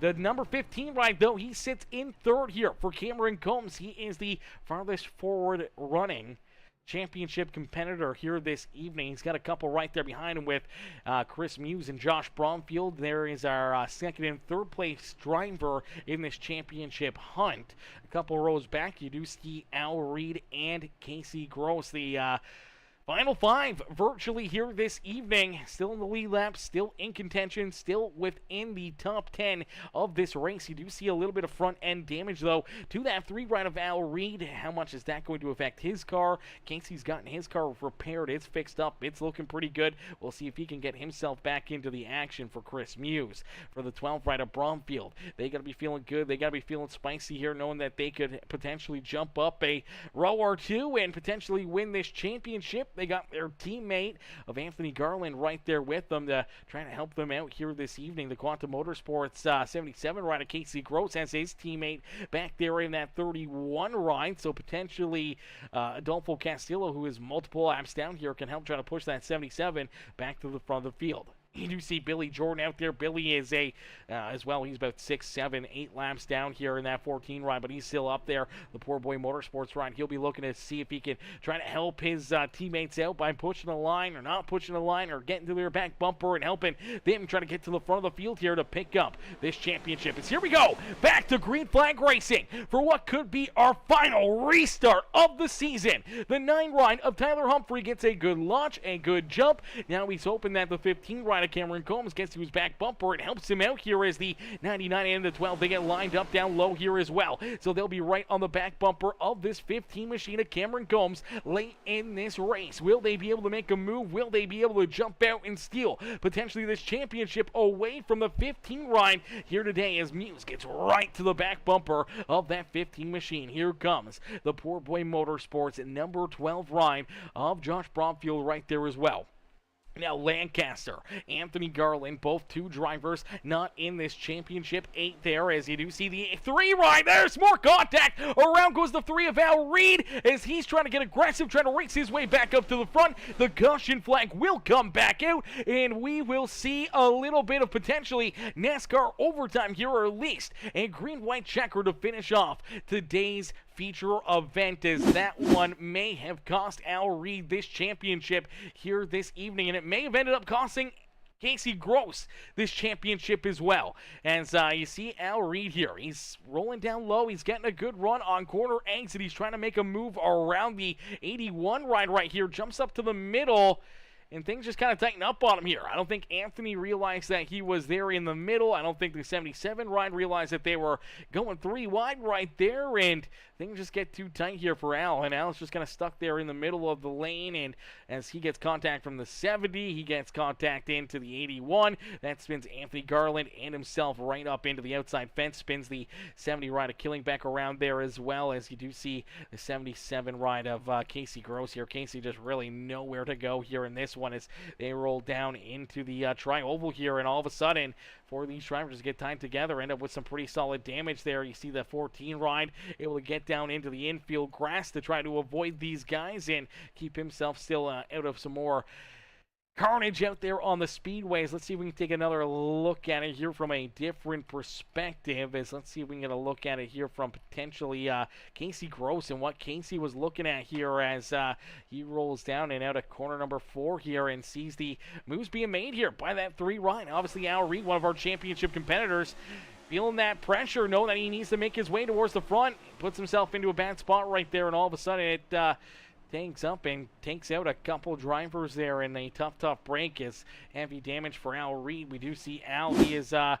on pit road here looking to get some heavy repairs done to that 3 machine. Now I don't know if he's got a quick repair or not on that number 3 ride. It does have a quick repair, so a lucky break there at least for the 3 machine. Having the quick repair still in his back pocket, he is able to stay hopefully on the lead lap here, as he'll get fresh tires, he'll get fuel, he'll get everything that he needs to roll back out there and be competitive here once again. For Casey Gross, doesn't look like too much damage on that Quantum Motorsport 77 ride after the contact, and for Casey, able to keep on battling here. He scored in that 6th position. Al Reed will come out and restart, I do believe, in the 9th spot. Anthony Garland, now he's down pit road here. Now for Garland, he could be down pit side here for the rest of this race. I'm not sure. I do believe he had to use that quick repair earlier on, and for the 81 ride, his day may be done here. It may be cooked. We'll have to wait and see if he rolls back out before the race leaders come back around and put him potentially a lap down, as we did see Devin Black. Devin was able to get back out onto the racetrack there before Robert Tuiscu, and that's what we talked about. Other drivers potentially going a lap down or multiple laps down here before Tuiscu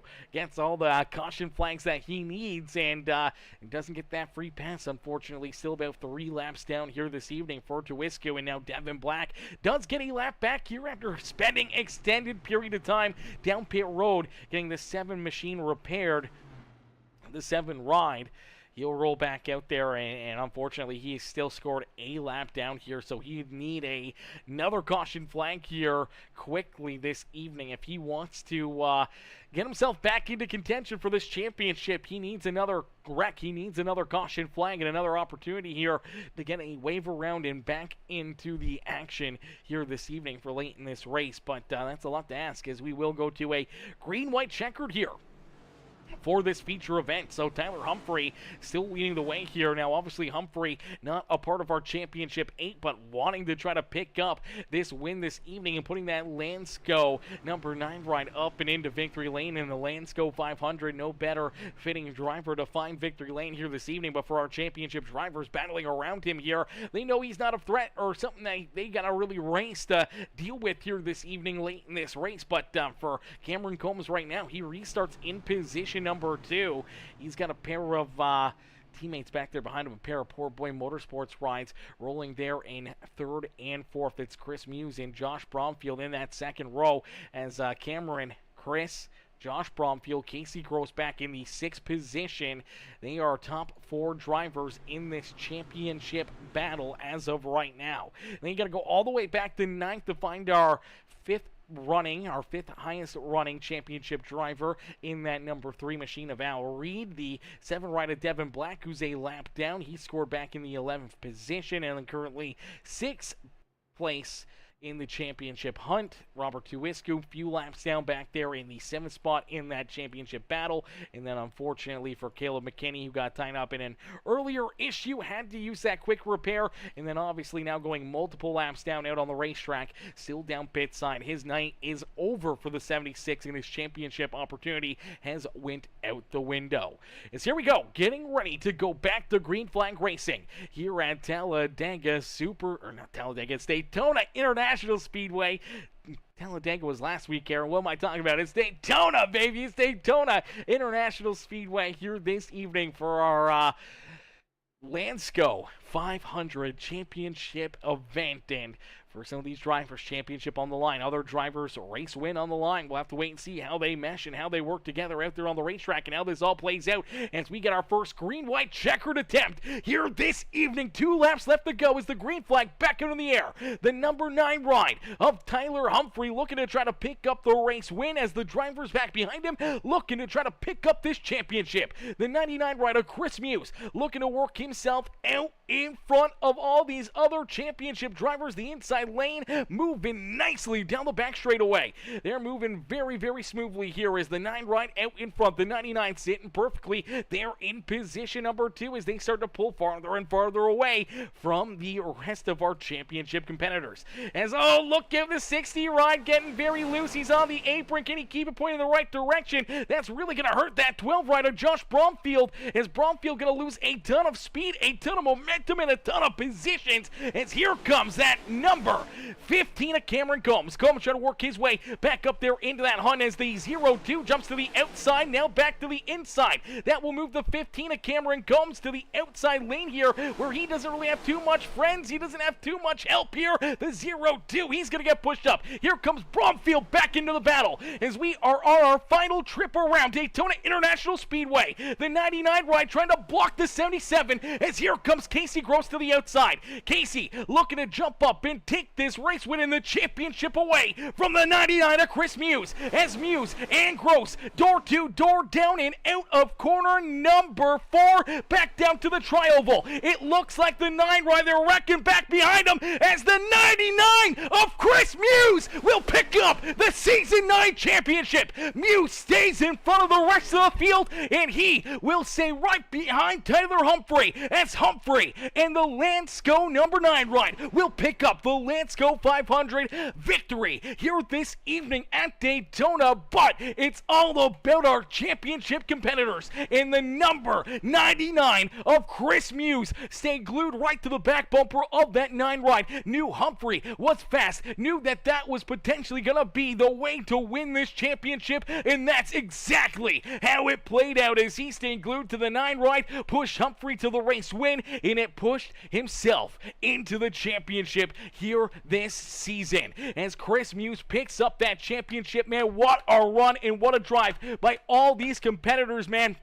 That was a heck of a show. That was a heck of a race. And now we get to see the very odd and not usual double celebration here at Daytona International Speedway. And here at the Landesco 500, as Tyler Humphrey will get to celebrate this race win. He'll celebrate down in the infield here at the start-finish line, and Chris Muse a little farther down the racetrack. He'll get to celebrate picking up the championship here this year. So 2 celebrations, 2 drivers absolutely ecstatic about how this race played out and where they were able to finish this feature event, as Tyler Humphrey picks up the race win. Chris Muse picking up that championship, man. That is absolutely one wild run, one wild finish here this evening, man. That was absolutely amazing. That was absolutely so impressive here this evening. I'm sure my boy Bubba is going to be absolutely pumped about that one, watching his boy Chris Muse pick up the championship here this evening, as Matthew Humphrey says, good work, Humphrey, cheering on Tyler Humphrey here this evening. All the Humphrey fans in the stands, the Landesco company cheering on that 9 ride, as well as our race sponsor on board with this 9 machine, watching Tyler Humphrey pick up the race win here in the Landesco sponsored race car out there on the racetrack, and we absolutely love to see it, man. That is no better fitting winner of the Landesco 500 than the Landesco number 9 ride here today, as he'll get to celebrate the race win. He's absolutely pumped up as Landesco securing beauty by nature and design, our race sponsor here this evening for this championship race at Daytona International Speedway, and Tyler Humphrey able to put himself and Landesco up and into victory lane, man. That is absolutely amazing. Absolutely amazing finish to this race. And Chris Muse picking up that championship, man. That is absolutely insane. As Kurt Sponsler Jr. says, screen froze on me after stage 2, causing me to hit the wall under caution. Embarrassing, he says. Embarrassing. Yeah, that is a tough one, brother. That is a tough situation for you.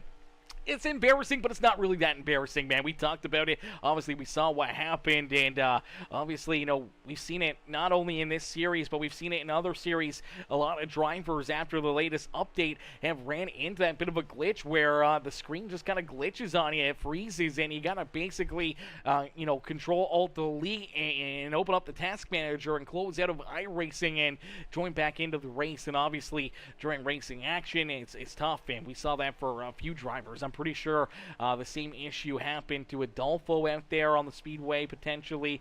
I think for yourself, and I do believe Billy Jordan might have had that issue, and maybe even a couple other drivers running into those problems here this evening with those connection problems there with iRacing, as Tyler Humphrey going to do the Alan Kowicki Polish victory lap here at Daytona after picking up this race win. We'll get ready to pull him up and into the broadcast booth here for his post-race interview here for picking up the win this evening, and then we'll also pull in our championship winner as well, and the rest of our top 3 as we'll get ready to pull these guys up and into the booth here.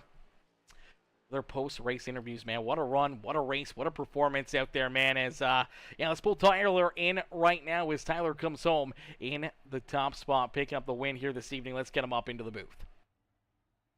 Hey, Tyler, it's Aaron up here in the Peacemaker Broadcasting booth. They get a copy?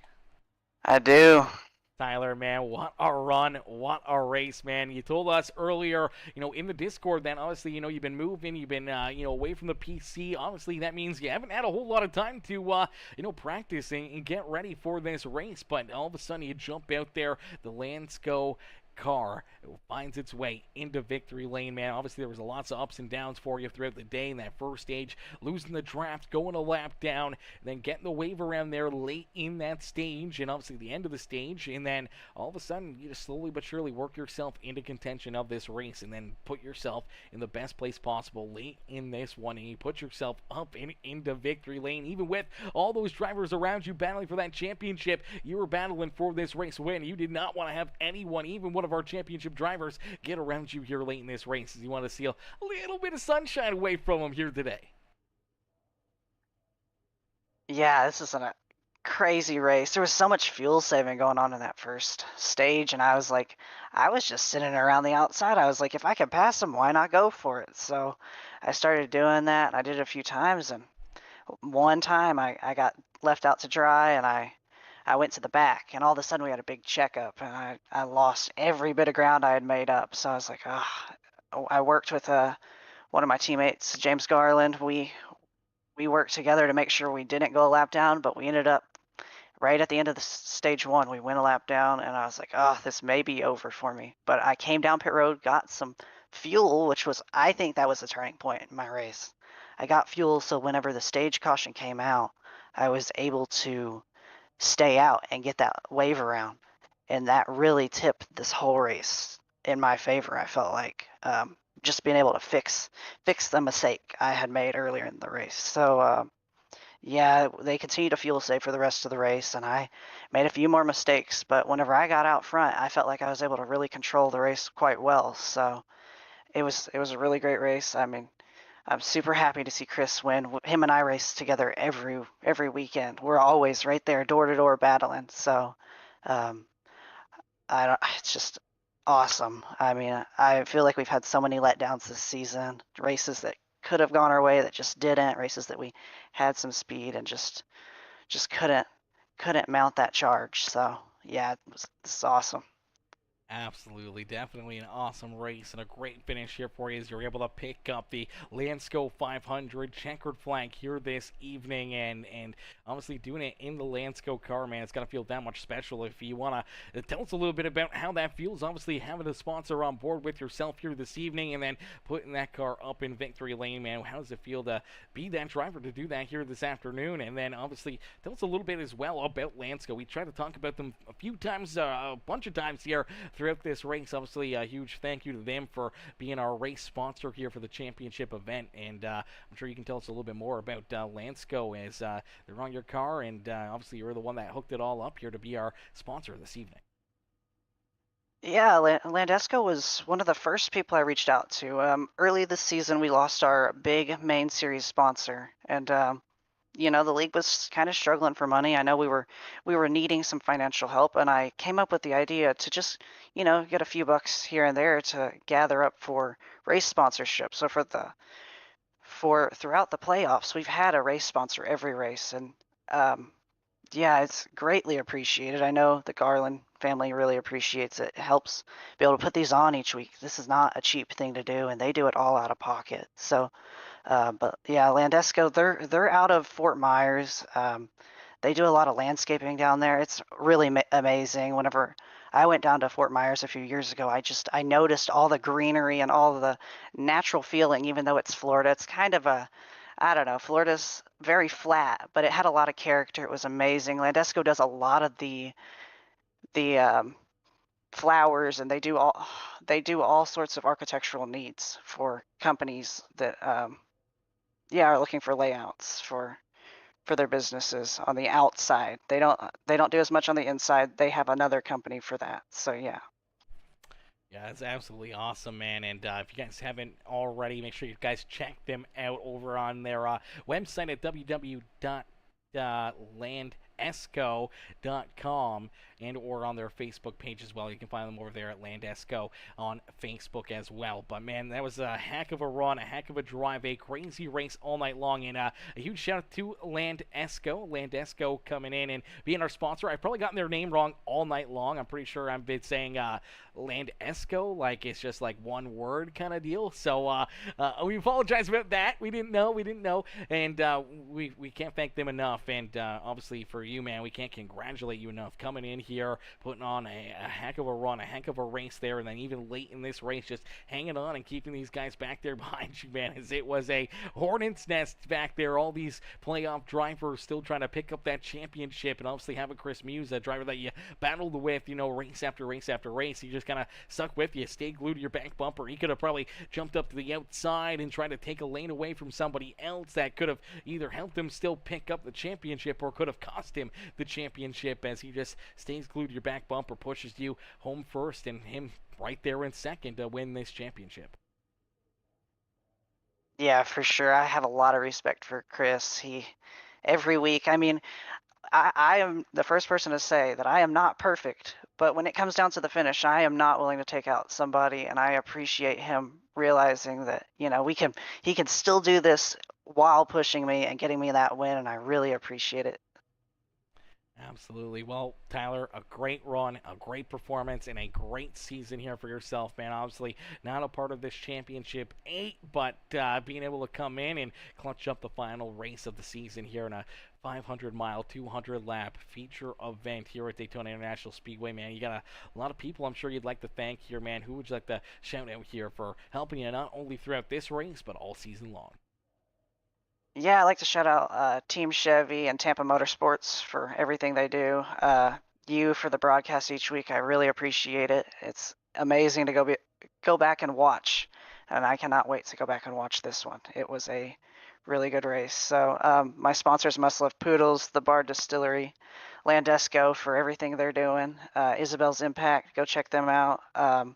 Anthony, Casey, Johnny, and Joshua Bromfield for everything they do on the admin side. So Absolutely, brother. Well, Tyler, congratulations again on picking up the win here in the Landesco 500 here at Daytona International Speedway, brother. And we can't wait to see you back out there in action for Season 10, which is just around the corner here. Obviously, we're going to take a couple months off. The drivers and admin crew, I'm sure they'll take a few weeks off to kind of just sit back and relax, enjoy their Sundays, and then obviously get into rolling into some of those, recruitment races and bringing in more drivers and more people to be a part of this series. And I'm sure you guys will have your work cut out for you before Season 10 gets underway, but we can't wait to see you guys back in action, and I can't wait to be right back up here in the broadcast booth and watch you guys duke it out there every Sunday night. yeah, we have a lot of cool stuff planned once again this off season. I cannot wait to share what's going on with all that. And thank you very much for the broadcast, Aaron. I really appreciate it. Absolutely, brother. No better place to be on a Sunday afternoon than here in the booth watching you guys battle out there on the racetrack. Tyler, congrats on the race win once again, and we'll see you back out there very soon. Thank you, man. Alrighty, ladies and gentlemen, boys and girls, give it up there for our race winner, Tyler Humphries. Humphrey picks up the win here this evening in the Landesco 500 here this evening. Huge shout out to Landesco. I've probably been saying their name wrong all night long. What have I been saying? I think like I've been saying Landesco maybe is what I've been saying, as in like one word, like land with an ES at the end of it for lands, and then co at the end is like company, is probably how I've been saying it. So probably been saying it wrong. I do apologize. I'm sure everyone knew what I meant to say, and we can't thank you guys for enough for being on board, not only the 9 ride of Tyler Humphrey, but also being on board as one of our sponsors here on the season finale here at Daytona, man, and being this race sponsor here this evening. Huge shout out to you guys, and we'll get ready now to pull in not only our second place finisher here this evening, our second place driver, but our champion here this year, our championship winner of the Outcast Racing League season number 9, going to the 99 ride of Chris Muse. No better fitting one than the 99, winning the 9th championship here in the Outcast Racing League, followed by the 9 ride of Tyler Humphrey winning the final race here of Season 9. It's all 9s out there on the racetrack as we get ready to pull the 99 up and into victory lane here as he gets to celebrate his championship. As Bubba says, Muse cheering on Chris. He was pumped up watching Muse pick up that championship here this season, man. That was a heck of a run for him. Hey, Chris, it's Aaron up here in the Peacemaker Broadcasting booth. Did you get a copy? Yes, I do.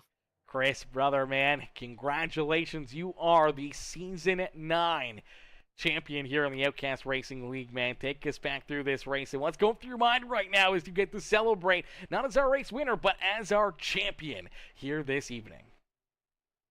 Oh, I have a lot of emotions right now. I knew I just had to get by Cameron there and then stick with Tyler, hopefully push him to the win and pick up the championship.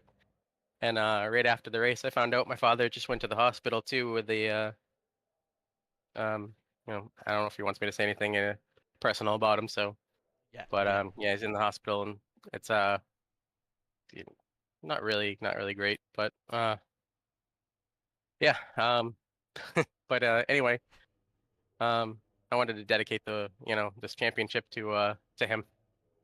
Yeah, absolutely, brother. And listen, I don't want to keep you too long. I'm sure you probably want to hop in the truck and head out there and see him there in the hospital. So, anyone you'd like to thank here, obviously, for this championship here this year, man, as we watched you all night long. Obviously, lots of ups and downs, and then battling there at the end. Obviously, a tight battle between you and Casey Gross, Al Reed, Bromfield, Cameron Combs, and it was plumb wild right down to the very, very end of this one. And you're able to just edge out in front, beat Casey back the line, and pick up this championship, man. Who would you like to thank for the great season, not only here the great race tonight, but all season long, and being able to accomplish this championship, the creme de la creme, the thing that every one of these drivers strive for season after season after season? Want to thank first of all, every single week you're here putting it on, and we missed you when you had to had a bit of a career adjustment. And I'm glad you're full time again. And I want to thank my girlfriend, and my mom and dad, and all the sponsors, and Anthony, for starting this league, and it's been a lot of fun. Absolutely. Well, it's a lot more fun when you get to be crowned our champion, Chris. We don't want to keep you much longer, brother. I'm sure you're going through a whirlwind of emotions right now, and we won't keep you much longer. I'll let you go and do your thing. As obviously a somber championship, obviously probably not a lot of celebration going on right now, but hopefully your father will be a-okay. Hopefully it's just a scare, nothing too serious, and then hopefully you can celebrate, maybe tomorrow or later this week. Yeah. Thank you very much, and I'll see. I'll see you maybe next season. Absolutely, brother. Hopefully we see you back out there on the racetrack, and hopefully see you right back up here in the broadcast booth. Chris, enjoy the rest of your evening as much as you can, brother, and our thoughts and prayers go out to you and your family, and hoping that your dad is a-okay. Thanks. Alrighty, ladies and gentlemen, give it up there for our champion here this year, man. That is that's a tough one, man. That is a very, very tough one. You can hear the emotion there in Chris Muse's voice, obviously, from what should have been probably the the creme de la creme part of his happiest moments here in iRacing and in this season.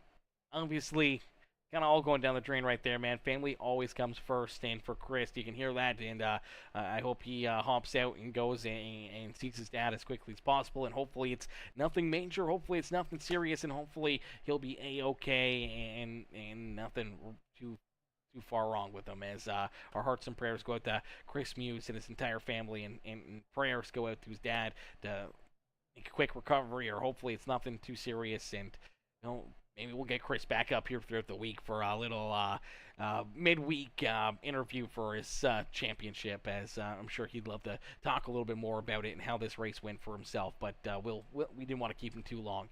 As we'll get ready now to pull in our third place finisher here this season as our third place driver of this race here in the Landesco 500. It was the 77 rider Casey Gross. Gross came home in third, unfortunately, one spot shy of that championship here himself, as Casey comes home in position number 3. It is technically coming home in position number 2 of that championship battle, and we'll pull Casey up here into the booth right now for his post-race interview. Hey, Casey, it's Aaron up here in the Peacemaker Broadcasting booth. They get a copy? Yo, what's going on, Aaron? Not much. Casey, man, heck of a run, heck of a drive there, man, all evening long, obviously putting yourself into good positions throughout this race to lead laps and be competitive and put yourself into, stage wins and everything else here throughout the evening, but late in this race, obviously running into some adversity yourself, getting tied up in a couple of those caution flags, but here you are late in this one, making some moves, battling back, putting yourself right into the mix here in those closing laps for this championship, and unfortunately, the outside lane just kind of fell apart there a little bit in those closing laps, and you just kind of fell back just those few car lengths that you needed to be able to try to win this championship over Chris Muse, man. Take us back through this race, and what's going through your mind right now as you come home virtually second here on the season? Man, I tell you, I couldn't ask for a better race and a better team, and just a better season. I mean, this season started out really rough. I had a couple early fucking bad races, but this race here, I can't be mad at it. I know I lost, but I don't feel like I lost, even though like you said, virtually second on the season, third in the race. After the last 20 laps of the race, as much as I was dealing with everything, dude, I was just happy to still be in contention when it came around to it. Um, I just couldn't find any help there at the end. But honestly, all through the race, the team, we communicated about stuff. We talked about it. We had some strategy going. Honestly, after we were gonna be able to do the last stint in 2 stops. Me and Caleb both had enough fuel to make it. So the caution at lap 31 took a lot of wind out of our sails because we were set up. We were probably 4 or 5 laps to the good in fuel. We were ready to go. We were just waiting on everybody to go have to cycle through the pit again, and we were just going to be just out there by ourselves. But the race in a whole, the season in a whole, I have nothing to complain about. And congratulations to Chris and Tyler for the win and Chris for the championship. I couldn't ask for a tighter race and a more fun group of guys to run with. Yeah, absolutely. A very exciting end to this race. We knew it was going to be a nail biter like it is every single season. And here again tonight, man, it did not disappoint. He came oh so close to not only winning this race, but also close to winning this championship here this year. But as you said, man, being able to recover, being able to put yourself even just back into the conversation there with the late race incidences there. Obviously, you were lucky enough to get back into it. Other drivers were a little farther back. Al Reed never got back up there. Then obviously we saw, Devin Black and Tuisku and Caleb McKinney have their issues and just unfortunately had nothing to go with there late in this race. And Braum was there, but he was able to battle back. Obviously, we saw him and a bunch of different drivers, even Chris Muse himself, staying on the lead lap there during that final stint. Obviously, just in front of the race leaders yourself there before that. Kind of middle of the race or later race, I think it was like 30 laps to go or so. Saving. Yeah, yep. Everyone was fuel saving there, and they were just in front of you guys, just trying to stay on the lead lap after we almost had a caution flag there on the front straightaway. No, I couldn't believe there wasn't one. Yeah, it was a crazy wreck there. Obviously, a lot of drivers got tied up in it. A lot of drivers having to go down through the infield or down through pit lane, including Muse and Bromfield tied up in that one. And saw Garland and Devin Black tied up in it, man, and no caution flag. They were just hanging on by a thread there, and likely enough that yellow flag came back to help them out, got them back into contention here, and then obviously more craziness there late in this race. Obviously mixing Josh back into 6, and Al Reed getting tied up in a couple of those wrecks, yourself getting tied up in a couple of those wrecks, and there's Chris Muse, man, just battling through it all and putting himself up here into the championship. Yeah, man, we ran 180 laps of solid racing and then 20 laps of complete chaos, but it was great. I loved every minute of it. Absolutely. No better fitting way to finish off the season there than a little chaos here in the Outcast Racing League. And it was a hell of a race, hell of a show, and we can't thank you drivers enough for being out there and putting all the effort into this 200-lap feature event this evening. And for yourself, Casey, coming home so close to the championship in third here in this race, man, who would you like to thank not only for such a good performance here tonight, but all season long for that 77 machine? Again, you said it, man. Thanks to all the drivers who come out. Without drivers, this thing doesn't happen. We don't get to show up every Sunday and have fun.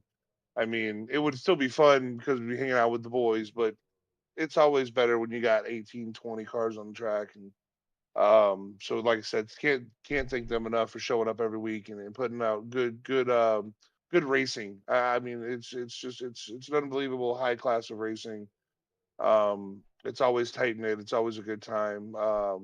Thank you for sure for always putting on a amazing broadcast, and I always can't wait to go back and watch it. Sticking with us all season long, and being a friend and a broadcaster, as well as just one of the best on the internet. And Anthony, obviously, for everything he does. Tyler for all the promotion. Chad for all the support and promotion he does. The Quantum guys, Caleb this season for helping me get a win in the league, Dolfo for always just being the most solid teammate you could ask for, Mike coming in late, Ed coming in late to help us finish out the season and win the team championship. Quantum won the team championship. We did clinch that. So that's awesome. Thanks to Johnny for the help that he gave us early in the season. And honestly, man, thanks to Al Reed for always for the banger paint scheme that I will always know and love as my next gen Chevrolet.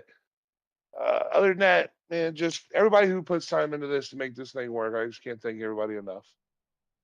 Absolutely, brother. Well, Casey, heck of a run, heck of a season, man. We can't wait to see you guys back in action here not too long from now. I know it's going to be a little bit of a time off here. I'm sure yourself, all the drivers, and all the admin crew and everyone that makes this happen is going to want to take a little bit of a relaxation. I'm sure you guys will take a few weeks off, maybe even a month off, and then obviously get back into the swing of things with recruitment races and everything else, and trying to figure out, the next cars and racetracks that we're headed to for the next season. And then I do believe it's, I think I saw in there for season 10 around beginning of September or August. Going back to, we're taking a decent little time off. Yep. Yeah, which is taking a little bit of time. Yeah, absolutely, which is always great. I mean, obviously summer is a great time to do it. Gives people a little bit more time to spend with their families on the beautiful weekends and everything else, man. So we can't wait to see you guys back in action, and hopefully we'll see multiple more times up here in the broadcast booth there in season 10, and maybe a couple more wins for you into the history books for the 77 machine. As always, man, that's the plan. Let's try to get it done. Thanks, Aaron. Absolutely. Enjoy the rest of your night, Casey. You too, brother.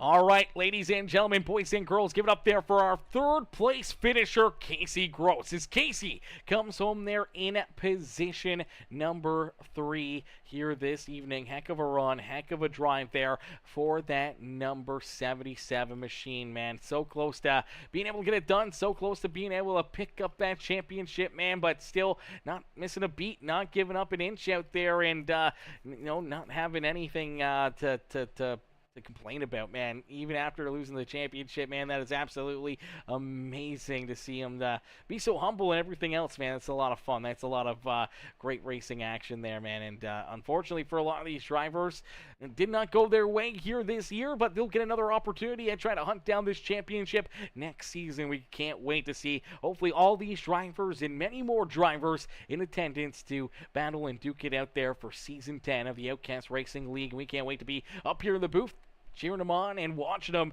and broadcasting each and every single race there in Season 10 of the Outcast Racing League. And ladies and gentlemen, boys and girls, we can't thank you guys enough for coming in and tuning in and showing the love here each and every Sunday, watching these drivers duke it out, cheering on your favorite drivers, and just being fans in the stands here on Peacemaker Gaming. We can't thank you guys enough for always coming in. Everyone with the likes, the comments, the shares, any of the new followers or subscribers on Facebook, YouTube, Twitch, man. I appreciate each and every single one of you, and can't thank you guys enough for right along with us here for Season 9. We hope to see you guys all back in here for, obviously, all of our other broadcasts throughout the week, including another one here in about an hour from now when we go live again for our second broadcast of the day. But, yeah, we can't wait for the next one, man. This is a long one, a long race. 200 laps, 500 miles, man. A crazy race, a long broadcast, but it was definitely worth it to see these guys duke it out here for that championship, and we can't wait to do it all over again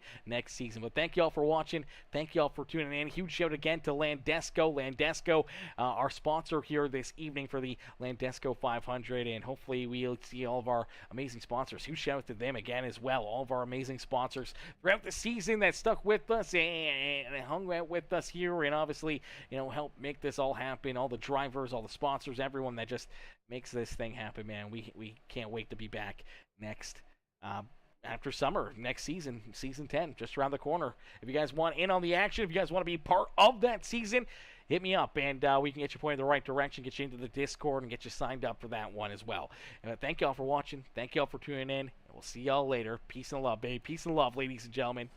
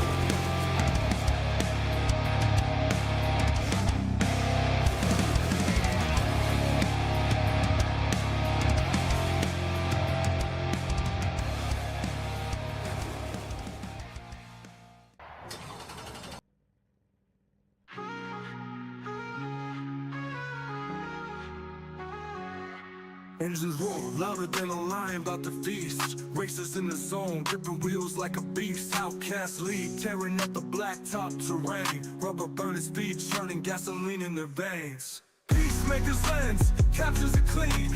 Broadcast a dream on a digital screen.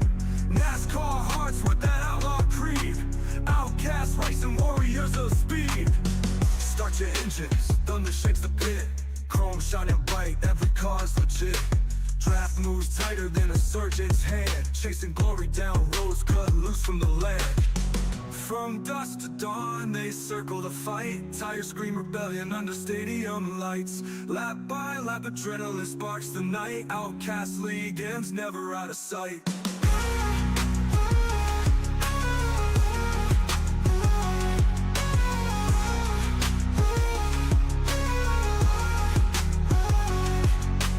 Peacemaker's lens captures it clean.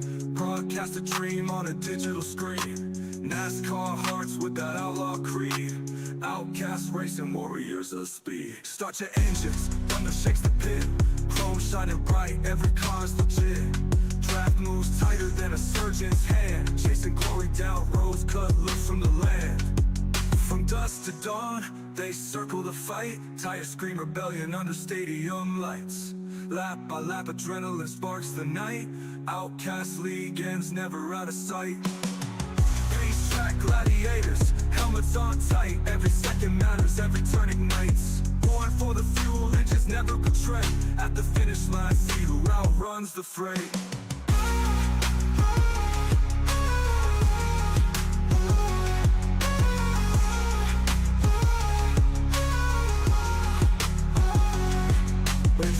Louder than a lion about to feast. Racers in the zone, gripping wheels like a beast. Born for the fuel, engines never betray. At the finish line, see who outruns the fray.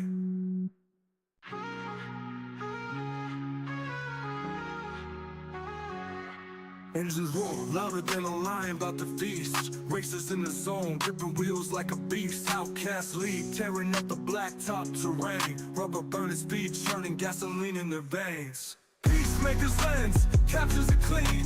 Broadcast a dream on a digital screen. NASCAR hearts with that outlaw creed. Outcast racing warriors of speed. Start your engines, thunder shakes the pit. Chrome shining bright, every car's legit. Draft moves tighter than a surgeon's hand. Chasing glory down roads cut loose from the land. From dusk to dawn, they circle the fight. Tires scream rebellion under stadium lights. Lap by lap, adrenaline sparks the night. Outcast league ends, never out of sight.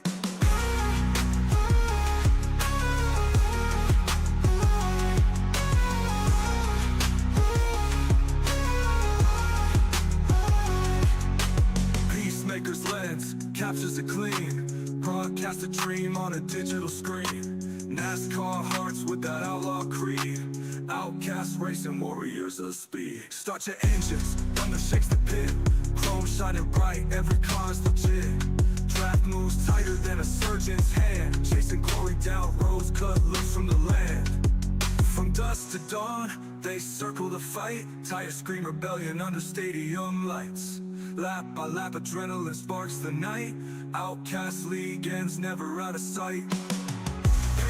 Gladiators, helmets on tight. Every second matters, every turn ignites. Born for the fuel, engines never betray. At the finish line, see who outruns the fray.